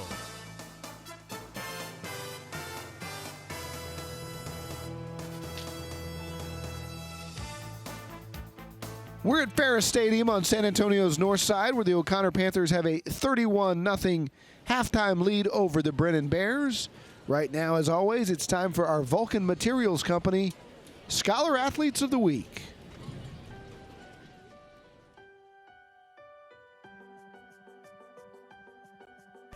Our first Scholar Athlete of the Week is from Brennan High School, senior Garrett Rieger. Garrett has the distinction of being #1 in his class with a GPA of 102.16. Wow. But it hasn't come easy. It took a lot of hard work. It wasn't, I didn't just go home and go to sleep at night. I wish, but no. It was a lot of homework, a lot of study time. And then at being involved in sports and activities like the National Honor Society. So how does he do it? It's a lot of loss of sleep, definitely. Because, you got practice. Sometimes you don't get out till 8 o'clock at night. You get home, you got to eat, you got to shower, and you still have sometimes 2 hours worth of homework, maybe even more. So that part right there is that's overwhelming. But Garrett hopes that all this hard work will help him in college and in his future. I'm going to be pursuing biology because I want to get into the medical field. So I'm going to be applying for medical school throughout when I get older, and, hopefully everything goes well there and I can get it done pretty quickly, and then I want to be an anesthesiologist when I get older. This captain of the varsity football team plans on attending either Texas Tech, Texas A&M, or UTSA. Let's meet O'Connor senior Jonathan Tapia. JT plays varsity football and baseball, and although he says he likes them both, he definitely has a favorite. I love baseball. I've been playing it since I was T-ball, so like 5 years old, 4 years old. Started CYO and then Little League, and then from there on it's travel ball. So I've loved it ever since. He's carrying a 95.3 GPA, and like all of our scholar athletes, he has his priorities straight. I've been doing it since I was little, starting with baseball, then football. Go to practice after school, go hit the books, and just study from there on. Go out throughout the week, and I just study and do the best I can in school. School's first all the time, and then sports. JT enjoys serving meals to the veterans and homeless at the downtown VFW when he can, and says his biggest influence has been his 96-year-old great-grandfather, who, by the way, played minor league baseball. Congratulations to Garrett Rieger and Jonathan Tapia, your Vulcan Materials Company Scholar Athletes of the Week.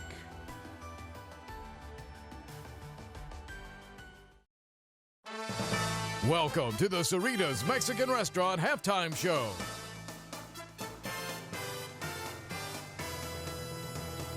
I'm hungry. It's the Cerritos Mexican Restaurant Halftime Show. As everybody's still covered up, rain coming down, 31-0. We're at the half. We already had an hour-long break because of a lightning delay, so the bands went home. But that doesn't mean you can't or have to stop voting for the $2,500 band grant and a recliner from North Carolina Furniture Direct in San Marcos. Of all the bands we've had all year, one lucky band, the one that gets the most votes, is going to go home with $2,500 and that recliner. You didn't see the Brennan and O'Connor bands perform tonight, but you can still vote for them right there as you saw the information on your screen. We'll be right back.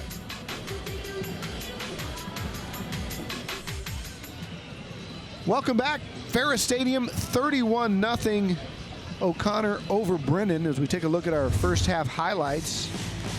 As you can see by the scoreboard, it's been all O'Connor, all Roel Sanchez. He scored the game's first 2 touchdowns, a long run, then a short run. The defense has been really big. That O'Connor secondary has been great. Johnny Tapia with a fantastic catch to make it 21-0. Jalen Hughes, after the interception from Millard Bradford, scored to make it 28-0. And then Michael Lissy kicked a 41-yard field goal. And that's where we stand, 31-0 at the half. That's the second pick of the night there by the O'Connor secondary. And Lissy with plenty of leg right down the pipe. It's all O'Connor Panthers, 31-0 at the half. We'll be right back. Thanks for watching the Cerritos Mexican Restaurant Halftime Show. Stay tuned for the second half kickoff. We're ready to get it on in the second half. I know the O'Connor Panthers are. The Brennan Bears, again, not much to play for tonight. Their playoff future is set, but they'd love to claim a district title. And they're going to have to rally to get one as Johnny Tapia and Millard Bradford await the second half kick. It's been a rainy night here at Ferris Stadium. Thanks for sticking with us. It's the America's Diamond second half kickoff. And Johnny Tapia and company will let it bounce through the end zone, and Roel Sanchez will come out. As you heard, Coach David Molesky say, hey, it's a 48-minute game. They're only halfway through it. But so far the Panthers look good, and Mike Hernandez catching up with Steve Baser during the half as well. We'll catch up with him and hear the thoughts of the Brennan coach shortly, as O'Connor will have it first and 10 at their 25. Roel Sanchez with a fantastic performance here tonight in the first half. Oh yeah, 2 on the ground, 2 in the air, and doing a little bit of everything, driving this O'Connor football team, and they are in complete control. We'll see if they can keep it up here in the second half. Ball's loose, first play, fumble. Who's got it? Brennan says they do. Signal, Brennan football. Just like that. Trey Patterson coughs it up, and the Bears recover. Xavier Mathis with the recovery, and Brennan's in business. Some of the best field position they've had all night. Yeah, just trouble with the exchange, and we talked about it. I mean, the ball's going to be wet, the field's wet, the wind's blowing. It's, ball security's got to be at a premium right now. And, if you're O'Connor, the way you dominated the first half, I mean, that's the last thing you want to do to start the third quarter. Give Brennan any chance to think it's got a shot here in the second half. It's a Braceland first down, and Coach Steve Baser's got to be fired up after what happened here on the first play. They're going to try to strike quickly down the sideline. Covered there. Ball is intercepted just like that. Millard Bradford gets his second pick of the game. Armani Arvello, the intended receiver, but Bradford says, not this way. What a fantastic player he is. Just their whole defense, Don. I mean, they just dare you to try to gash them deep. I mean, they're playing press coverage. They got help over the top. Got all kinds of things going on that defensive side of the football. And it was interesting watching Coach Molesky. His offense was coming off the field. Obviously, he wasn't too thrilled with them turning it over on the first play, and then they get it back on the very next play. Man, he couldn't have been more excited. He was skipping his way down the sideline. An old defensive player like he was back in high school and college, he was super thrilled to have that happen. That's got to take the wind right out of your sails, and if that doesn't, then this might, as Brandon Bradford pops one all the way down near the 20.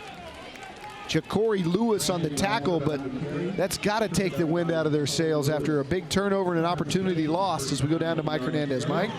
Well, guys, I was going to tell you, it sounded like Coach Bezor had really figured out what was going on. He says, we need to get some turnovers. We need to keep fighting. And, and then that happened right away until the turnover, until the interception right back there. He did say, obviously, they got steamrolled in the first half, and they were hoping they could pick up some momentum there towards the end that'll carry over into this half. But he did say they have to get some turnovers, they have to make some big plays, and they have to hope that they can drive down the field and make some things happen. At this point, they haven't figured it out yet, and obviously nothing has changed to this point. All right, thanks, Mike. 31-0, 10:50 to play here in the third quarter. Second half action just underway. If you missed it earlier, we had an hour lightning delay. Arvello's got it. He's going to be short. Trey Patterson, rather. He's up to the 25. Short of the first down. Ja'Cory Lewis on the tackle. It'll set up third down in about 4. And you can't help, if you're David Molesky, but to think about what is safe. How can you keep your guys healthy going into next week against the Judson Rockets, and at the same time securing a district championship? 3rd and 5, 3 receivers to your left. Looks that way, now fires to the right. It's caught, first down. Nathan Burridge, the senior, Michael Stockton, rather, who's got 2 touchdowns on the year and ran a nice route, enough for a first down. Roel Sanchez, big league throw, moving to his right. Man, didn't have a really huge window to throw through and still hit his man right there in stride, and a huge pickup there on third down to keep the chains going. You see the Monarch trophies. We'll be handing those to our winners, our player of the game. If you'd like to order plaques or trophies, give our friends at Monarch Trophy a call at 344-3777. Monarch Trophy. They'll serve all your trophy plaque corporate needs. Trey Patterson. A nice pickup of about 7 or 8. Isaiah Paul brings him down. It'll be second down and about 3. Yeah, nice pickup there and a really good play by Isaiah Paul in the open field. Not an easy thing to do one-on-one with a ball carrier. Roel Sanchez in the shotgun. He's got Bradford with him. Fires it out to the far side to Patterson. Patterson's got speed, takes on the tackler, and glances off across the 40-yard line. Jesus Quiroga up there to make the tackle.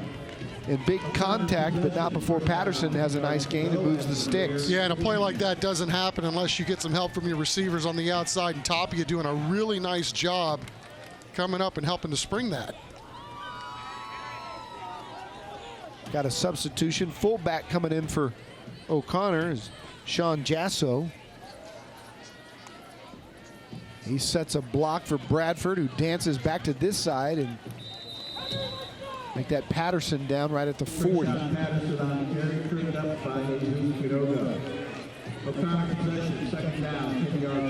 Patterson comes out.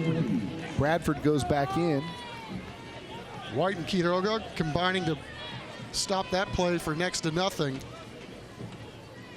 O'Connor's got a kid coming off the field there, looks like with a hand or arm ding. It's Michael Stockton. Also looked like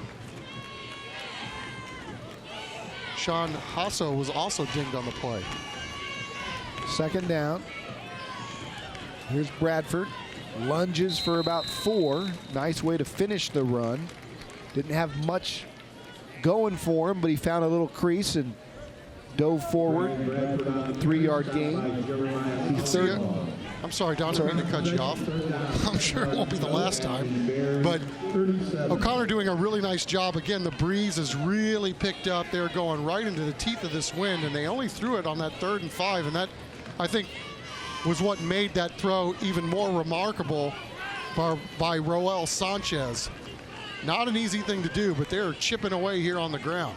O'Connor just 1 for 3 on 3rd down. Straight drop. Sanchez over the middle, got a man, and what a lick.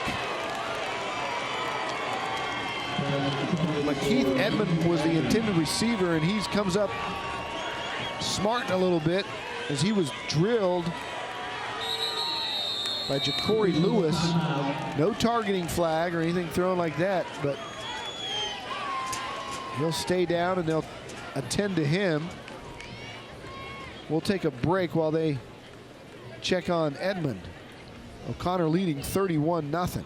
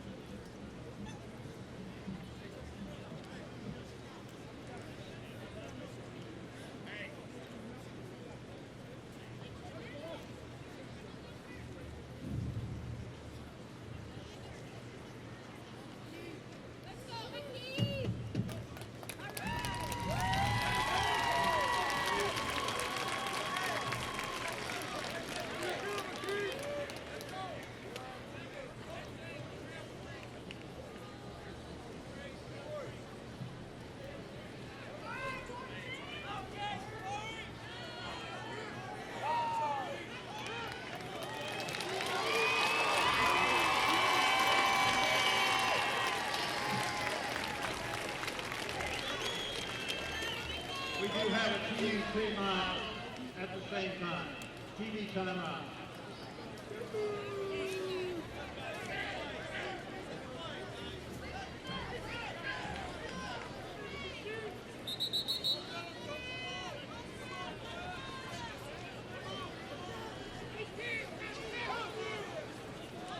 We're back, and the young man, Lakeith Edmond, looks like to be okay. He took a shot right over the middle, and it's glad to see him on his feet trying to bring this ball in.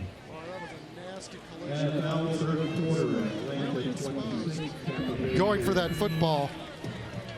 I'll tell you what, that's a tough kid right there. Bouncing up and tried to get off the field without any assistance, but it's kind of tough to do when you probably get the wind knocked out of you, number one, take a major shot, and you know, again, it's tough to throw the football going this direction. I wanted to put a little extra mustard on it, just airmailed it a little bit too high for his receiver. It's 4th down and 7 for O'Connor. Play action. Sanchez can run for it, but fires, caught. Tapia's got it, and he's got the 1st down. He's driven out of bounds by the Brennan secondary. How about the pocket presence and awareness of Raul Sanchez? The velocity that he has, even the ball that was intercepted in the end zone earlier tonight. Raul Sanchez, sorry. What an unbelievable play. I mean, felt the pocket presence, felt the defensive end coming around his right side, stepped up, bought himself some extra time with his feet. It's a big 4th down play. Gliding to his right, and then, yeah, delivering the strike to Tapia to pick up the sticks. It's easy to remember our Casey Kiernan says, Roel as in Noel, Merry Christmas. Bradford pops forward for about 5. Brandon Bradford on carry. And Roel has delivered it's going to be a Merry Christmas for the O'Connor Panthers as they look to make a late playoff run. 5 yards to go at the Bears. Judson Rockets will have something to say about that next week. What a matchup that's going to be. It really is, and you know, I was talking to Coach Molesky about the playoffs and you know who you got to play, and he's like, "Look, man, you can slice and dice this any way you want." Last year, you know, we thought we had a really good team. we played Southwest in the first round. They had 2 wins. One of their wins was by forfeit, and we ended up winning a 1-score game. So, hey, it doesn't matter who you play, as Brennan blows that play up quickly. It doesn't matter really who you play, when you play. You can guarantee when you get to the postseason, I don't care who you're playing, you're going to face a quality team. And so, you never know what you're going to have going into the postseason. You never know if you're going to, put it all together, or you have a good game or a bad game in that first game.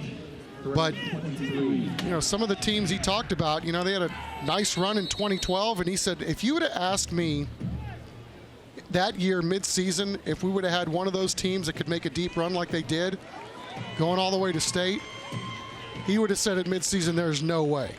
But the team came together. They got hot at the right time. He had a good team. He was confident that he had a good team. But, just things kind of worked out their way. And I think the sense I get from talking to him a couple of times we've got a chance to see his team this year is that he knows he's got a good team.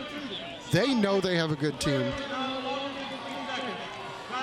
And he also knows that he wants to argue about an illegal substitution that he says is not illegal. Well, they discussed that on the sidelines. I'm sure that's a colorful conversation. They are a good team. Very Judson's good. got a good team, too. And I just get the sense talking to him when he said, hey, you're going to play Judson in the first round, you could just tell so much the better. Good for them, good for us. 2 good teams. Let's see what happens next week. I mean, they're not backing down from anything. They don't care who they play next. They're not even thinking about those kinds of things. They're looking forward to that first-round matchup, I can promise you. He's fired up right now, up 31-0, and right is right, and he wants to argue it. Brandon Bradford on a nice screenplay blown up there by Elijah Davis, and also number 9, Cavante White, was in on there to really make the play. He sure was. I mean, he smelled that one all the way. A really nice setup. The guys were getting some pressure up front by Brennan, and was playing right into the hands of the O'Connor Panthers, you thought, until the back-end guys really stepped up, did their job, and made this a really long 4th down play. Looks like O'Connor's going to go for it again. The last time they attempted the 41-yard field goal, there was really not much of a breeze. Well, now it's pretty stiff, so can't blame Molesky going for it here on 4th.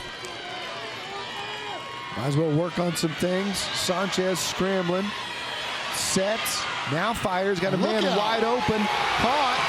Touchdown. Makeith Edmond. The kid who was hurt just a series ago scores. Now he's going to make the other team hurt. What a play by Roel Sanchez. You're not kidding. I mean, once he broke contain, you thought, okay, now they're going to have a chance. And then, how about the little stutter step right there at the end to buy himself about another tick? And then just a player making a play. Had his receiver go out and find the soft spot, got himself open, and 2 guys making a play for their squad.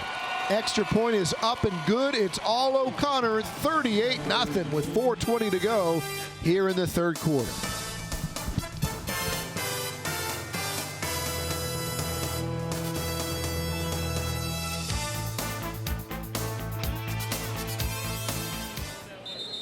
Welcome back to Ferris Stadium. Makeith Edmond thought he may have been injured after a big hit earlier, but comes right back and ends a 14-play drive, the longest scoring drive of the night by the Panthers. Of course, that burned off a lot of the clock, 7:24. We've only got 4 minutes to go here left in the 3rd. Looks like Makeith has been told exactly where the TV cameras were, too. Hi, Mom. Michael Lissy will kick it. Jameel Jeter and Darian Hill are back, but we've seen a lot of these pooch kicks. And we'll see another one. This one's kicked near the boundary and will go out of bounds, and that'll be spotted at the 35. And as we get a chance to look at this touchdown again, I mean, it just gets better the more we see it. Really on both ends. We can start with Sanchez. He breaks contain, and then you have to have that internal clock if you're the quarterback. You got to know internally when you think the pressure is going to come, which he did. But you also have to have the presence of mind knowing where the line of scrimmage is. And obviously, he had both of those things. Yeah, he threw the brakes on right at that spot. He knew exactly where he was on the field. That's just amazing. That, and then, you know, got to give McKeith all the credit in the world, too, because, you know, once that play developed and you saw that Brennan was blitzing, I mean, you got to go help your guy out. Go find a soft spot. Go find an area and help your guy out, and he did just that. Jamil Jeter going straight ahead for about 3. Brian Reed on the tackle. A little extracurriculars going on. And on the smile cam, the O'Connor Panthers are fired up to be on TV, the student body. Brought to you by the University of the Incarnate Word, where you can earn a degree of difference.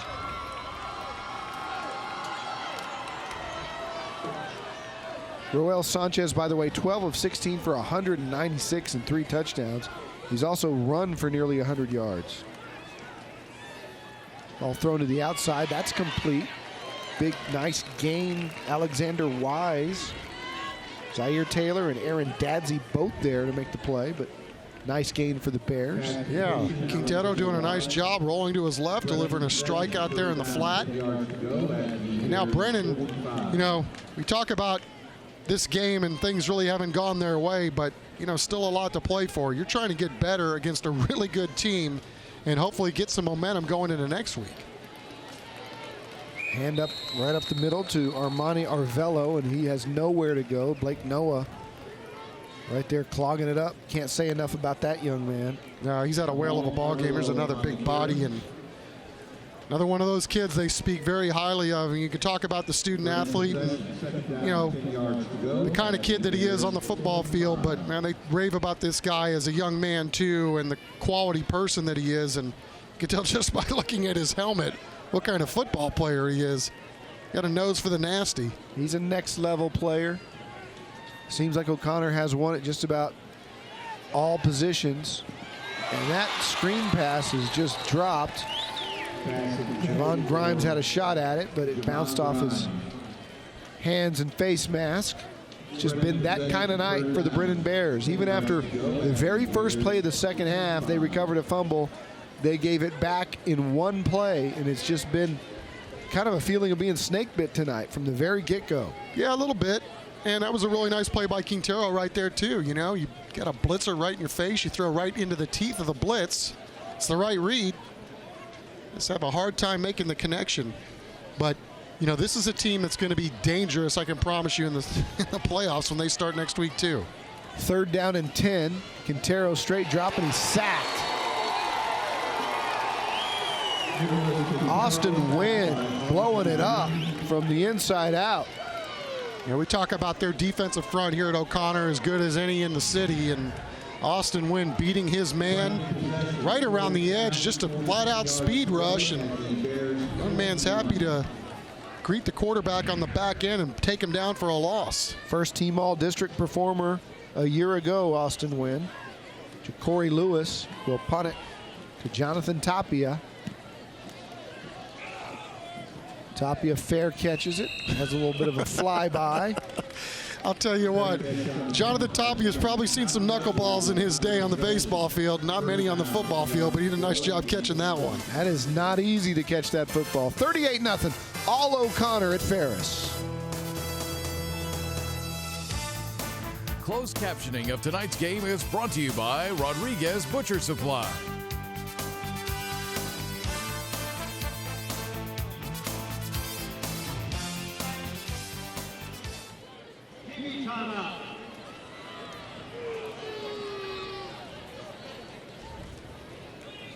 Welcome back to Ferris Stadium. Roel Sanchez making a case for the player of the game tonight. Got nearly 200 throwing, 100 rushing, 5 total touchdowns. I think he's making a pretty good case. I'd say. He's out there again with 1:56 to go here as Trey Patterson is upended. Yeah, it's one of those player of the games. We could take that trophy and maybe split it 11 different ways on that defense, too, because the O'Connor Panthers, and we knew they were good, but with all the explosive talent that Brennan has on offense, to be pitching a shutout this deep into a football game tells you all you need to know about where this O'Connor team is as a football team as it gets ready for the second season. I mean, they've been mighty doggone impressive tonight.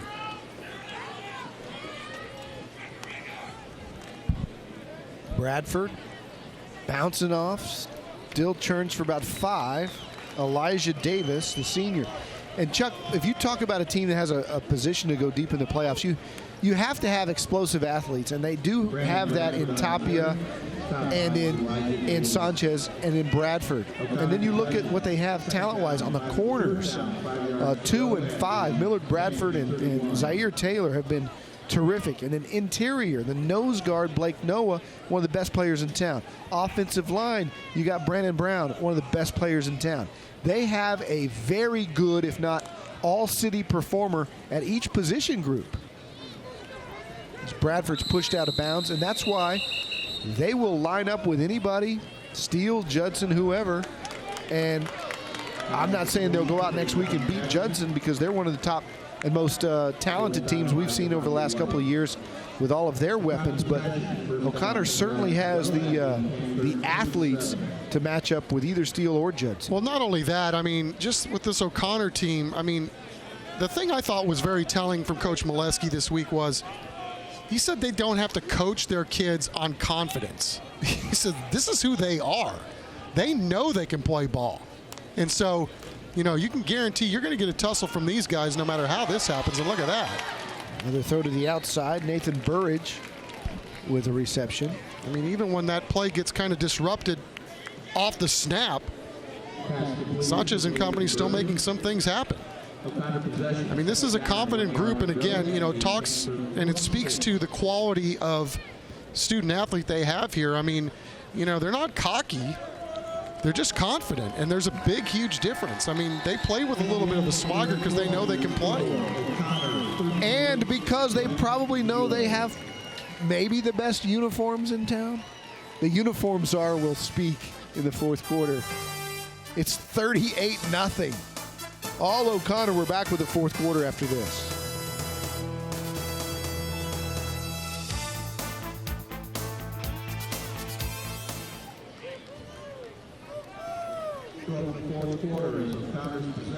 Welcome back. We're at Dub Ferris Stadium, start of the fourth quarter on Church's Chicken Thursday Night Lights.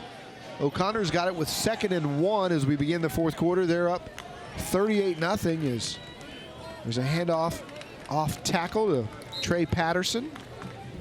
He has spelled Brandon Bradford here for much of the second half. Cavante White, the senior, making the tackle. It's another first down for the Panthers. And we talked about the Brennan Bears, too, and how much they have left to play for next week. Under Coach Bazer's done an amazing job, obviously. 61 career wins in his 7 years at the school. He said, you know, early on in the year, we were young, we were banged up, and we had a tough schedule, and so some things didn't really go our way. But once we cleaned up the mistakes and the turnovers especially, you know, they were able to turn their season around. Obviously, they've had some turnovers tonight that have really reflected on the scoreboard, but he knows they've got a good team, too. They've got explosive players on both sides of the football, and honestly, he feels like, you know, coming into this game, hey, we're 6-3, and we feel like we're probably one of the better 6-3 teams around. He'd like to keep it a secret going into the playoffs, but obviously that's not going to be easy to do when you're talking about a program that's had so much success here over the last 4 or 5 years. So, you know, again, they've got some youth. I think early on, you know, Coach Bazer was saying that they felt like, hey, we're Brennan. All we have to do is show up and we're going to beat some teams. And his young guys probably learned a lot from that. But, you know, this was probably a good wake-up call for them. If they want to do some damage in the postseason, they're going to have to be a little better and a little more sharp than they were tonight. I suspect that they will be. And again, this is one of those teams, there's just no way you can go to sleep on them, because once the playoffs start, and we talked about them playing New Braunfels next week in the first round, you never know what's going to happen. And, you know, again, with a guy that's had this much coaching success and a lot of deep playoff runs over the last 5 or 6 years, you better believe you're going to be in for a tussle against these guys going forward. Sanchez on a keep this time will take a knee, and a little bit of a late hit, but not enough to throw a flag. Oh, really? I don't think you can. I don't think there's any way he could have pulled up. There's no way of knowing he's going to take a knee there. Take a look at the third quarter statistics, and it's been all O'Connor every which way. Balanced offenses both sides of the ball. I mean, rushing and passing. Nearly 500 total yards for O'Connor. And it's been turnover crazy, as you would expect on a wet night.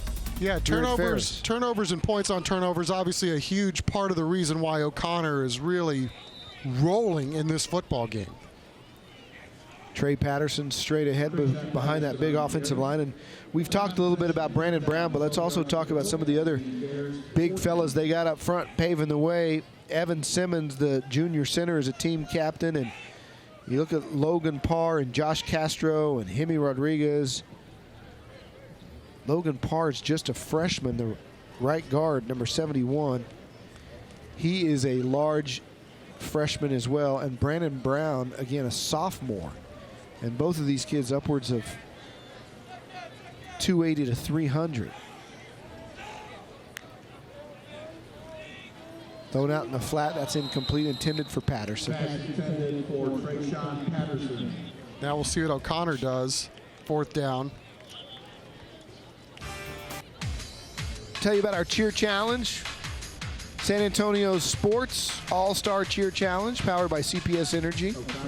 As we've told you all season long, 4 cheer squads are going to get a chance to perform at the U.S. All-American Bowl or the San Antonio Sports All-Star Football Game presented by HEB.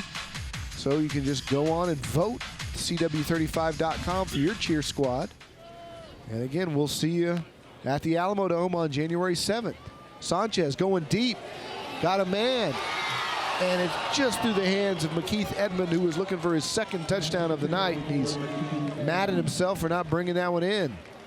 A really nice ball by Sanchez on that one. And, boy, they just missed it by a whisker. Oh, just off the outstretched arms of McKeith Edmonds. And he's beat himself up. Would have been a tough play on the back end. But, again, nice touch on the ball on a night that, hey, you've got to make adjustments throwing the football, whether you're throwing into the wind or with the wind. And got a gale force wind going at Roel Sanchez's back right now.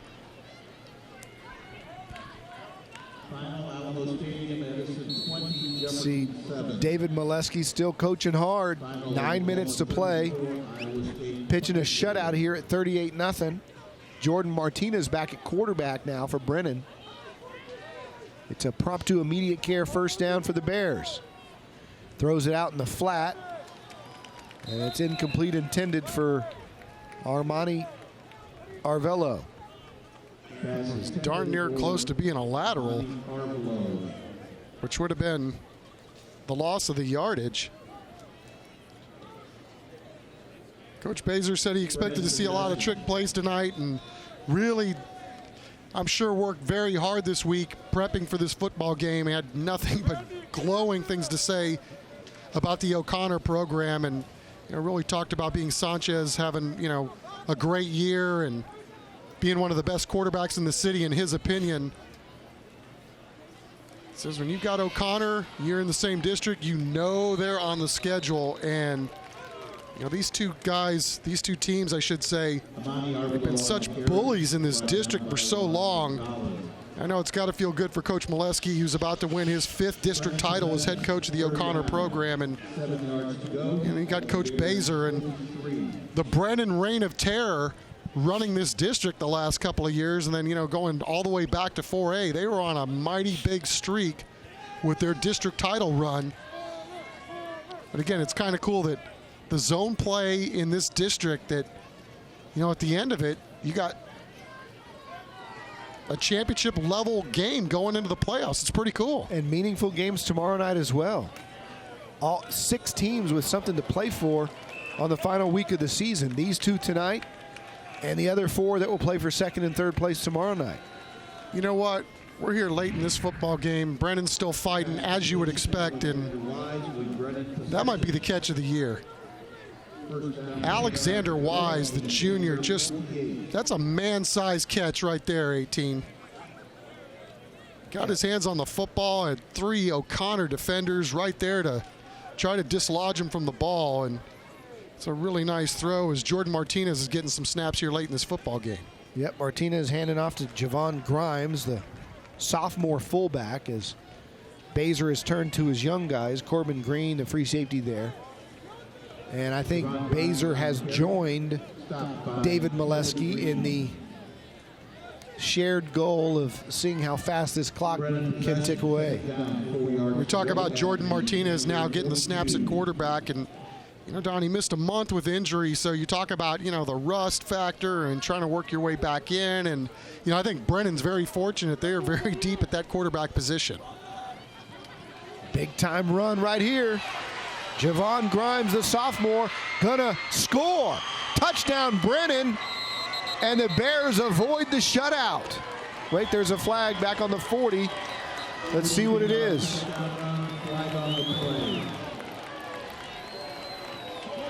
It's a hold. It's coming back. And Chuck, to your point earlier about this O'Connor team and David Molesky, he is coaching his defense harder on this possession than he has all night long. He is trying to set a tone going into the playoffs. 10-yard penalty will replay second down. Yeah, I don't think there's any question. I mean, there's going to be so much at stake starting next week, and there was obviously tonight too, and O'Connor handled its business. But, you get into these playoff games, and nobody knows better than Molesky or Baser that, you've got to be in it to win it every single snap. You take your foot off the gas for a second, you could swing momentum, you give the other team life, whatever it is. I'll tell you what, this young man's really running hard. That's Arvello? Yep, Amani Arvello, who's also a youngster, just a sophomore, the fullback and the tailback. They've always had so much talent at Brennan High School. This year, no different, obviously. And I remember talking to Coach Baser 2 or 3 years ago. He's like, man, we're stacked 2 or 3 deep. Now, obviously, the program where it's at right now, they're a lot younger, so they're whisking a lot of, sophomores and juniors out there that are getting their feet wet for the first time. But, again, these are valuable experiences even late in a football game because, again, you're Brennan. You're going to be playing some quality teams in the playoffs, and what better chance to get ready for the playoffs than keep pecking away and keep banging away against a team like O'Connor, who is darn good as well. 38-0. They're rolling. 6:47 left. We're right back.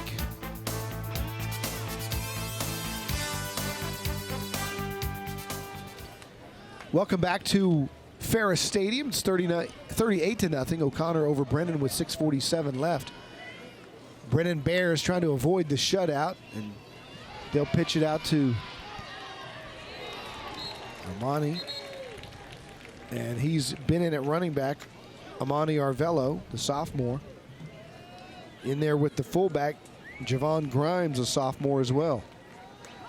And Steve Baser's taking a good long look at some of his young guys.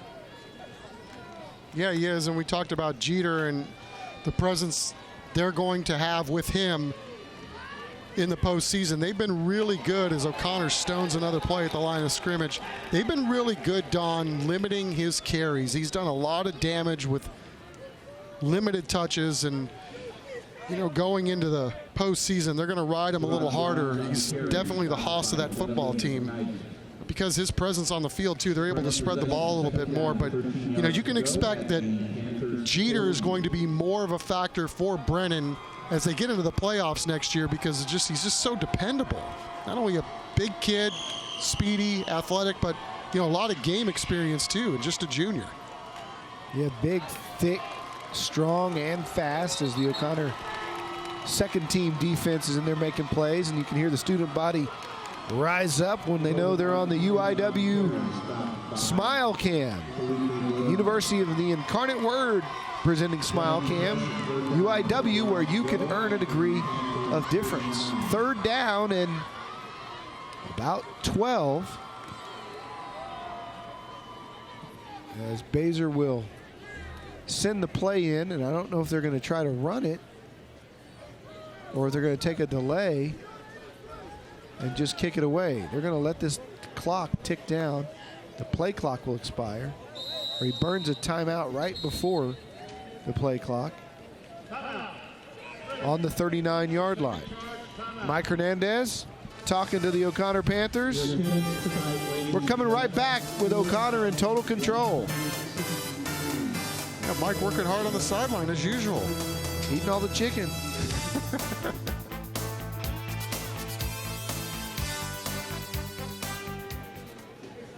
38-0, 5:10 to play here in the fourth quarter. And the O'Connor Panthers will be the district champions in District 28 6A. They'll get the gold ball. They'll also get our Monarch Trophy. And they will play the Judson Rockets next week. The Brennan Bears also moving on to the playoffs, and still a lot to be determined tomorrow night for the third and fourth spots. And now, Coach David Molesky will take a timeout and give us time to tell you about history being made in the state of Texas tonight. We've had a few games played and completed. Edison beat Jeff 20-7. MacArthur over David Chancellor's Lee Volunteers 70-35. And Corpus Christi Cal Allen beat Flower Bluff tonight 31-7, which makes Phil Danaher the winningest coach in the history of Texas high school football. He's done an amazing job down there at Cal Allen. 427 wins. That puts him ahead of the legends like G.A. Moore, who coached at Pilot Point and Salina, and the great Gordon Wood, who coached at Brownwood, and Jim Streety, who's on that list in about the fourth or fifth spot. So congratulations to Coach Danaher. I remember Coach Danaher when his son was playing there and was a fantastic running back. Wes Danaher, that's correct. Imagine winning 420 games as a coach. That's 10 wins a season for 42 years. As Oliveras will go down, the clock ticks down inside of 5 minutes. Jordan Martinez, sacked by Alex Schmidt. Of course, TNL brought to you for the 8th consecutive year by Church's Chicken. Church is our primary sponsor.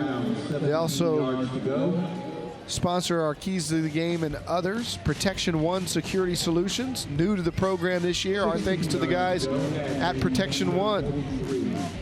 Countywide Service Company, been with us for a few years as well. And Sarita's Mexican Restaurant, presenting our halftime show this year. Glad to have Sarita's. I've been a loyal patron for many years. Me too. And are they open after hours? Feel a little hungry after that. Yeah, well, I know. After that rain delay. Well, I mean, it was effective advertising. I saw the logo. It's like, I think I want to go get me some enchiladas. They got some good hot sauce at Sarita's. High School Music Service, as always, presenting our halftime show. The band's doing a fantastic job. Are you buying, Chuck? I will if they're open. ASCO, of course, bringing you our ASCO game time weather.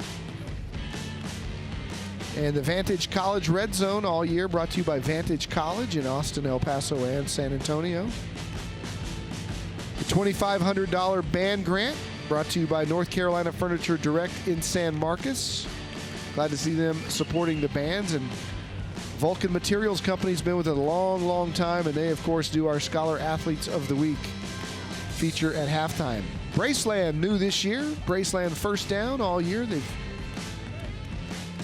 hope to have them back. And America's Diamond, fine jewelry for everyone, the sponsor of our first and second half kickoff. Thanks to all the sponsors who put high school football on in San Antonio. As Oliveras goes deep, that ball's caught. Whistles blow. Jordan Smith has it at the 6-yard line. Atticus Martinez, a junior, on the stop, but he went up in traffic and made a really nice play. A flag is down. Our pick and pull collision of the night, brought to you by Pick and Pull, that also sponsors our Pick and Pull play of the week on News 4. Yeah, and that was less of a pick and more of a pull. That was a really good play on the back end there. Just letting the big fella go up and get one. All right, no flag. Instead, they'll hand it off to the young sophomore fullback. Touchdown, Javon Grimes. Now the shutout is over. Brennan's on the board, and Chuck, they've got a bright future with some sophomore running backs, and Grimes one of them. Well, you know, some young guys getting a chance to show what they can do, and he's really had a nice ball game when he's got his hands on the football, and not to be denied that time. He had some arm tacklers trying to bring him down, and that's not going to be good enough, as number 30 proved on that run.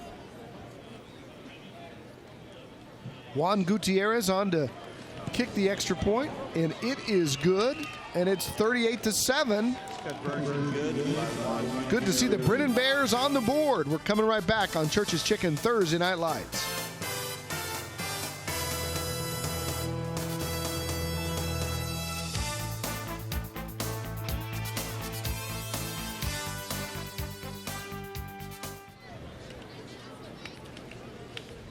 Welcome back to Ferris. It's late. We had an hour rain delay, or lightning delay rather. But I tell you what, the O'Connor student section still fired up. The Panthers ready to celebrate a district championship and look forward to moving on in the playoffs next week. It's been worth the lightning and extra hours. As kicking off Bears, number 36, Juan Gutierrez. Deep for the Panthers, 15, Roel Sanchez. Roel Sanchez, the quarterback, back deep. I think Brennan's going to, at least O'Connor thinks there might be an onside kick. The hands team's up there, but not quite sure what's to gain with 3:44 to go at 38-7. So it's a pooch. This is a live football. Hughes is under it, and he'll down it right there at the 30-yard line. Kickoff covered by Jalen Hughes. Gives us time to look at our pick and pull collision of the game. Thanks to Pick and Pull for being with us all year, and it was Jeter getting blown up at the Panther 30. Tell you what, the corners have been good for O'Connor all night. Miller Bradford with 2 picks. Zaire Taylor making the collision of the game. He also had a pick. Yeah, they have been good, really defending the ball, covering receivers. This O'Connor defense, we talk glowingly about their front seven. Obviously, they've got some really skilled guys on the back end of that defense, too. Ryan Huerta in at quarterback. Checked as Brandon Butler. Ryan Huerta on the carry. Huerta got the carry at running back. As O'Connor has emptied the depth chart here. As you would expect, I mean, what a thrill for some of these guys getting a chance to come into a game with 28 6A championship game on the line. 3:07 left. A little bit of a high snap as Butler fires to the outside. Then Michael Stockton, and the senior, has a nice pickup. I'd like to continue to thank our sponsors, Mitch Huffman and the guys over at Night Office Solutions, sponsoring our play of the night. University of the Incarnate Word with SmileCam again this year. You can always count on them. Prompto Immediate Care is new. They are our first down sponsor this year. Inwood Emergency Center, division of Spectrum Healthcare, thanks to Inwood. It's right over there by our crib. Inside handoff to Ryan Huerta. Christian De La Cruz on the tackle. Our closed captioning brought to you by Rodriguez Butcher Supply Company. CPS Energy. I got to write them a check. Just reminded me. Monarch Trophy, of course, they've been with us from the very beginning. They've been great for many, many years.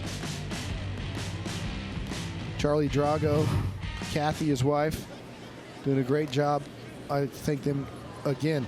And Chris, I don't know if we can get shots of across the field of some of our camera folks But I know Chuck and I would like to thank, after another successful season of T&L, people hear Chuck and I rambling on all night long, but it takes a entire crew of hard-working folks from our Sinclair stations here in San Antonio. And I'd like to thank Arthur Estes is out there. Wave, Arthur. I don't know if he can hear us, but he's out there braving the elements. Ski. David Shabelsky.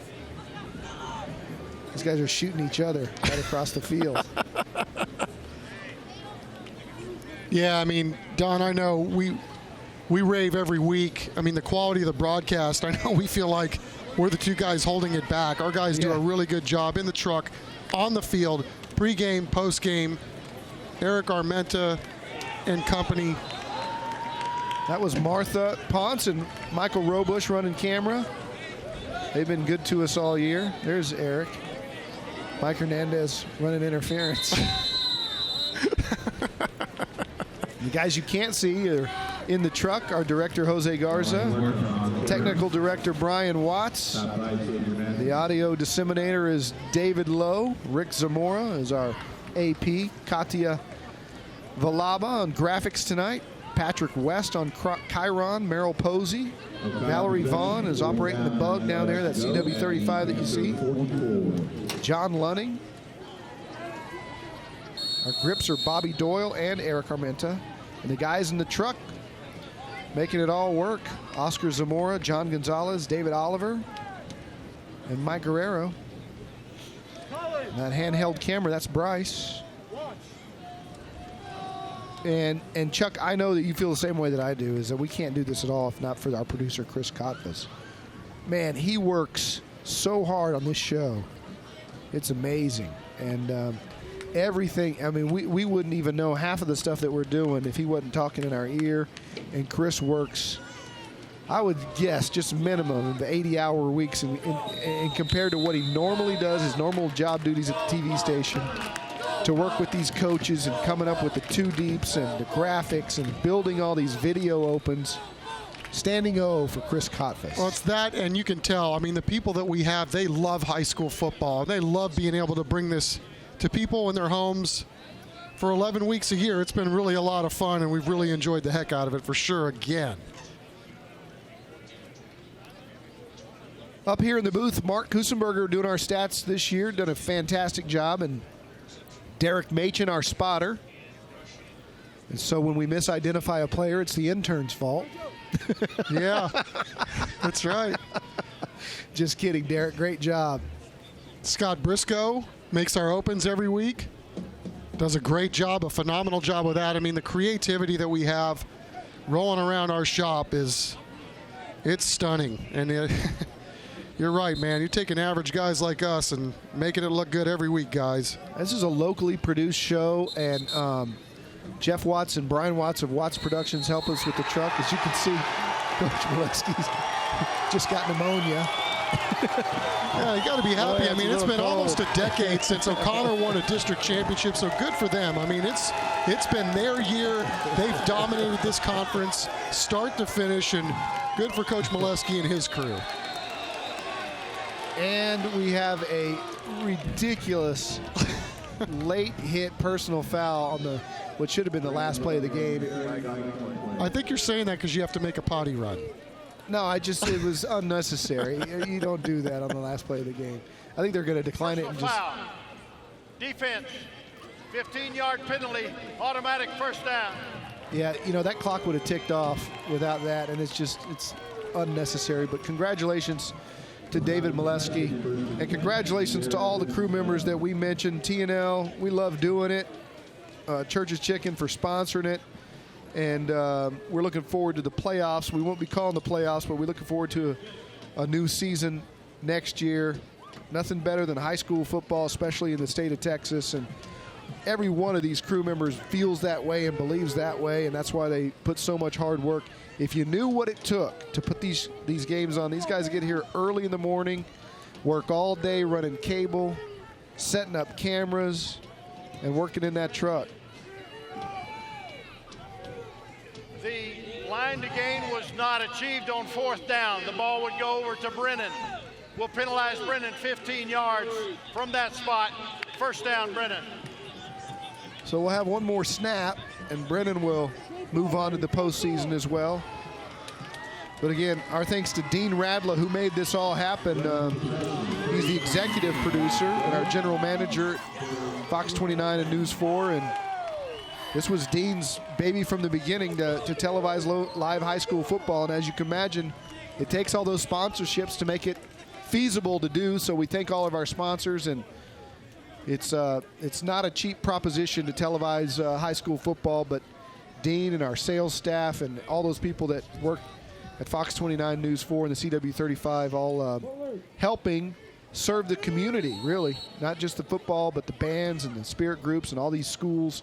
It's a really cool thing to see your team play on TV. And if you're one of these players, it's a video scrapbook that you can DVR and keep forever. Felicia's Pastrano, too. Let's not forget Felicia.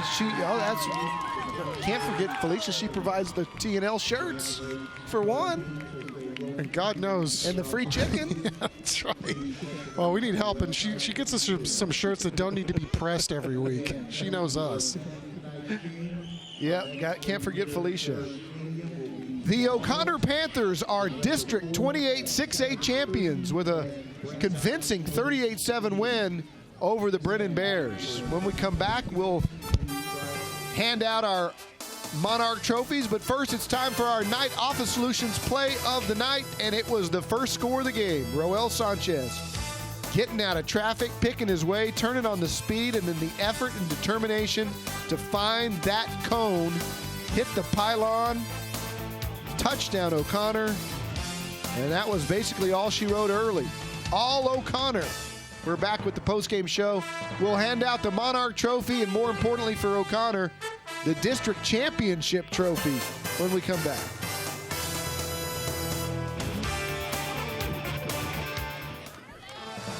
Welcome to the Church's Chicken postgame report, presented by Protection One Security Solutions.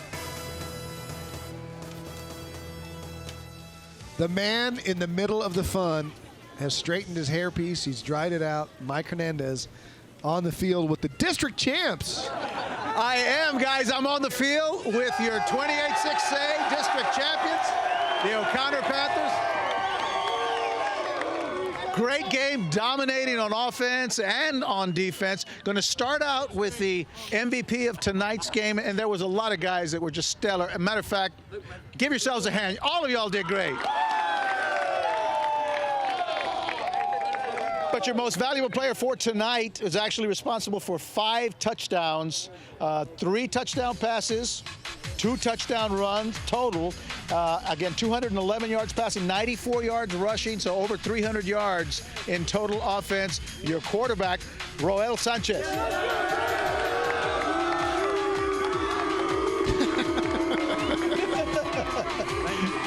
Congratulations. Thank you. What a game, man. What a game on both sides of the ball. Yes, sir. It was amazing. I love this team more than anything. Being able to do this for the seniors and winning our first district championships 2007 is pretty awesome. All right. Well, listen, you're a junior, right? Yes, sir. So you're going to be back next year? Yes, sir. All right. Well, listen, it can't get too much better. Listen, I want you guys to have a great time enjoying this victory tonight. And then, of course, tomorrow you'll start looking towards next week in the playoffs, but enjoy tonight. You are district champions. Give yourself a round of applause again. Yes, sir. Thank you. Give Sanchez, Mr. Roel Sanchez, a big round of applause. Coach, congratulations. Thank you. Thank you. You look a little damp. Yes. Yeah, it wasn't the rain. I saw that. Actually, your players told us a little ahead of time that they were going to be doing that. Yeah. I won't tell you which one. Have the last laugh tomorrow for sure. I'll bet. All right, so congratulations. What a great finish to this year. Oh, no kidding. No kidding. It's this been on these guys' radar since January, and they came out and they played a heck of a ball game. And I tell you what, our coaching staff did a great job getting these guys ready as well. Yep. Okay, so you're going to get to enjoy, as we're just telling the guys, you get to enjoy tonight, and then you start looking at next week. So what are you thinking? I mean, now you're in the playoffs. You guys, it's everything, every man for himself. Every team, it's win or go home. I know this. I'm going to enjoy this for the rest of this evening, and then tomorrow we'll start looking at the playoffs. But, a lot of things that happened with this team tonight, and, finishing 9-1 and district champs, and first time since 2007, and that says an awful lot. And, I mean, it's just, I'm so proud of these guys. I'm proud of our coaches. It's a shame that our community couldn't have hung around, with the weather, because, that they would have enjoyed it just as much. But, man, what an awesome effort from our kids tonight. It was a total domination. Great effort. You guys should be very, very proud. Thank you very much. Congratulations. Appreciate it. I want to present you not only as your TNL champions, but also district champions. Let's give them all a big round of applause. Here we go. Your district champions, O'Connor Panthers.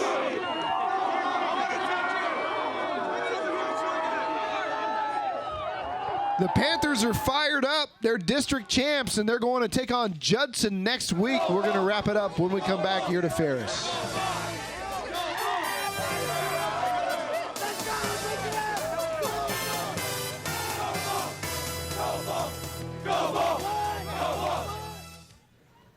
Welcome back. Appropriately, the lights shine on a Thursday Night Lights. O'Connor over Brennan 38-7. Let's take a look at our final statistics. It was all O'Connor from the get-go, rushing, passing, total yards. First downs 23-8. And of course, they won the turnover battle as well. Both teams will be heading off as the first seed representative in Division 1 or 2 as we look forward to the playoffs next week.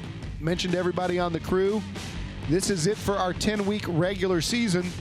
But I know Chuck's fired up because we have the San Antonio Sports All-Star Game coming your way on January the 7th. Yeah, right after the U.S. Army All-American Bowl. That's right. All right, Chuck. I mentioned everybody else. Great job, Chuck McAtinnick, doing his homework, comes, talks to these coaches, gets all this information, does a great job. For everybody who's been a part of Church's Chicken Thursday Night Lights all year, we'll see you at the All-Star Game. Till then, good night and God bless.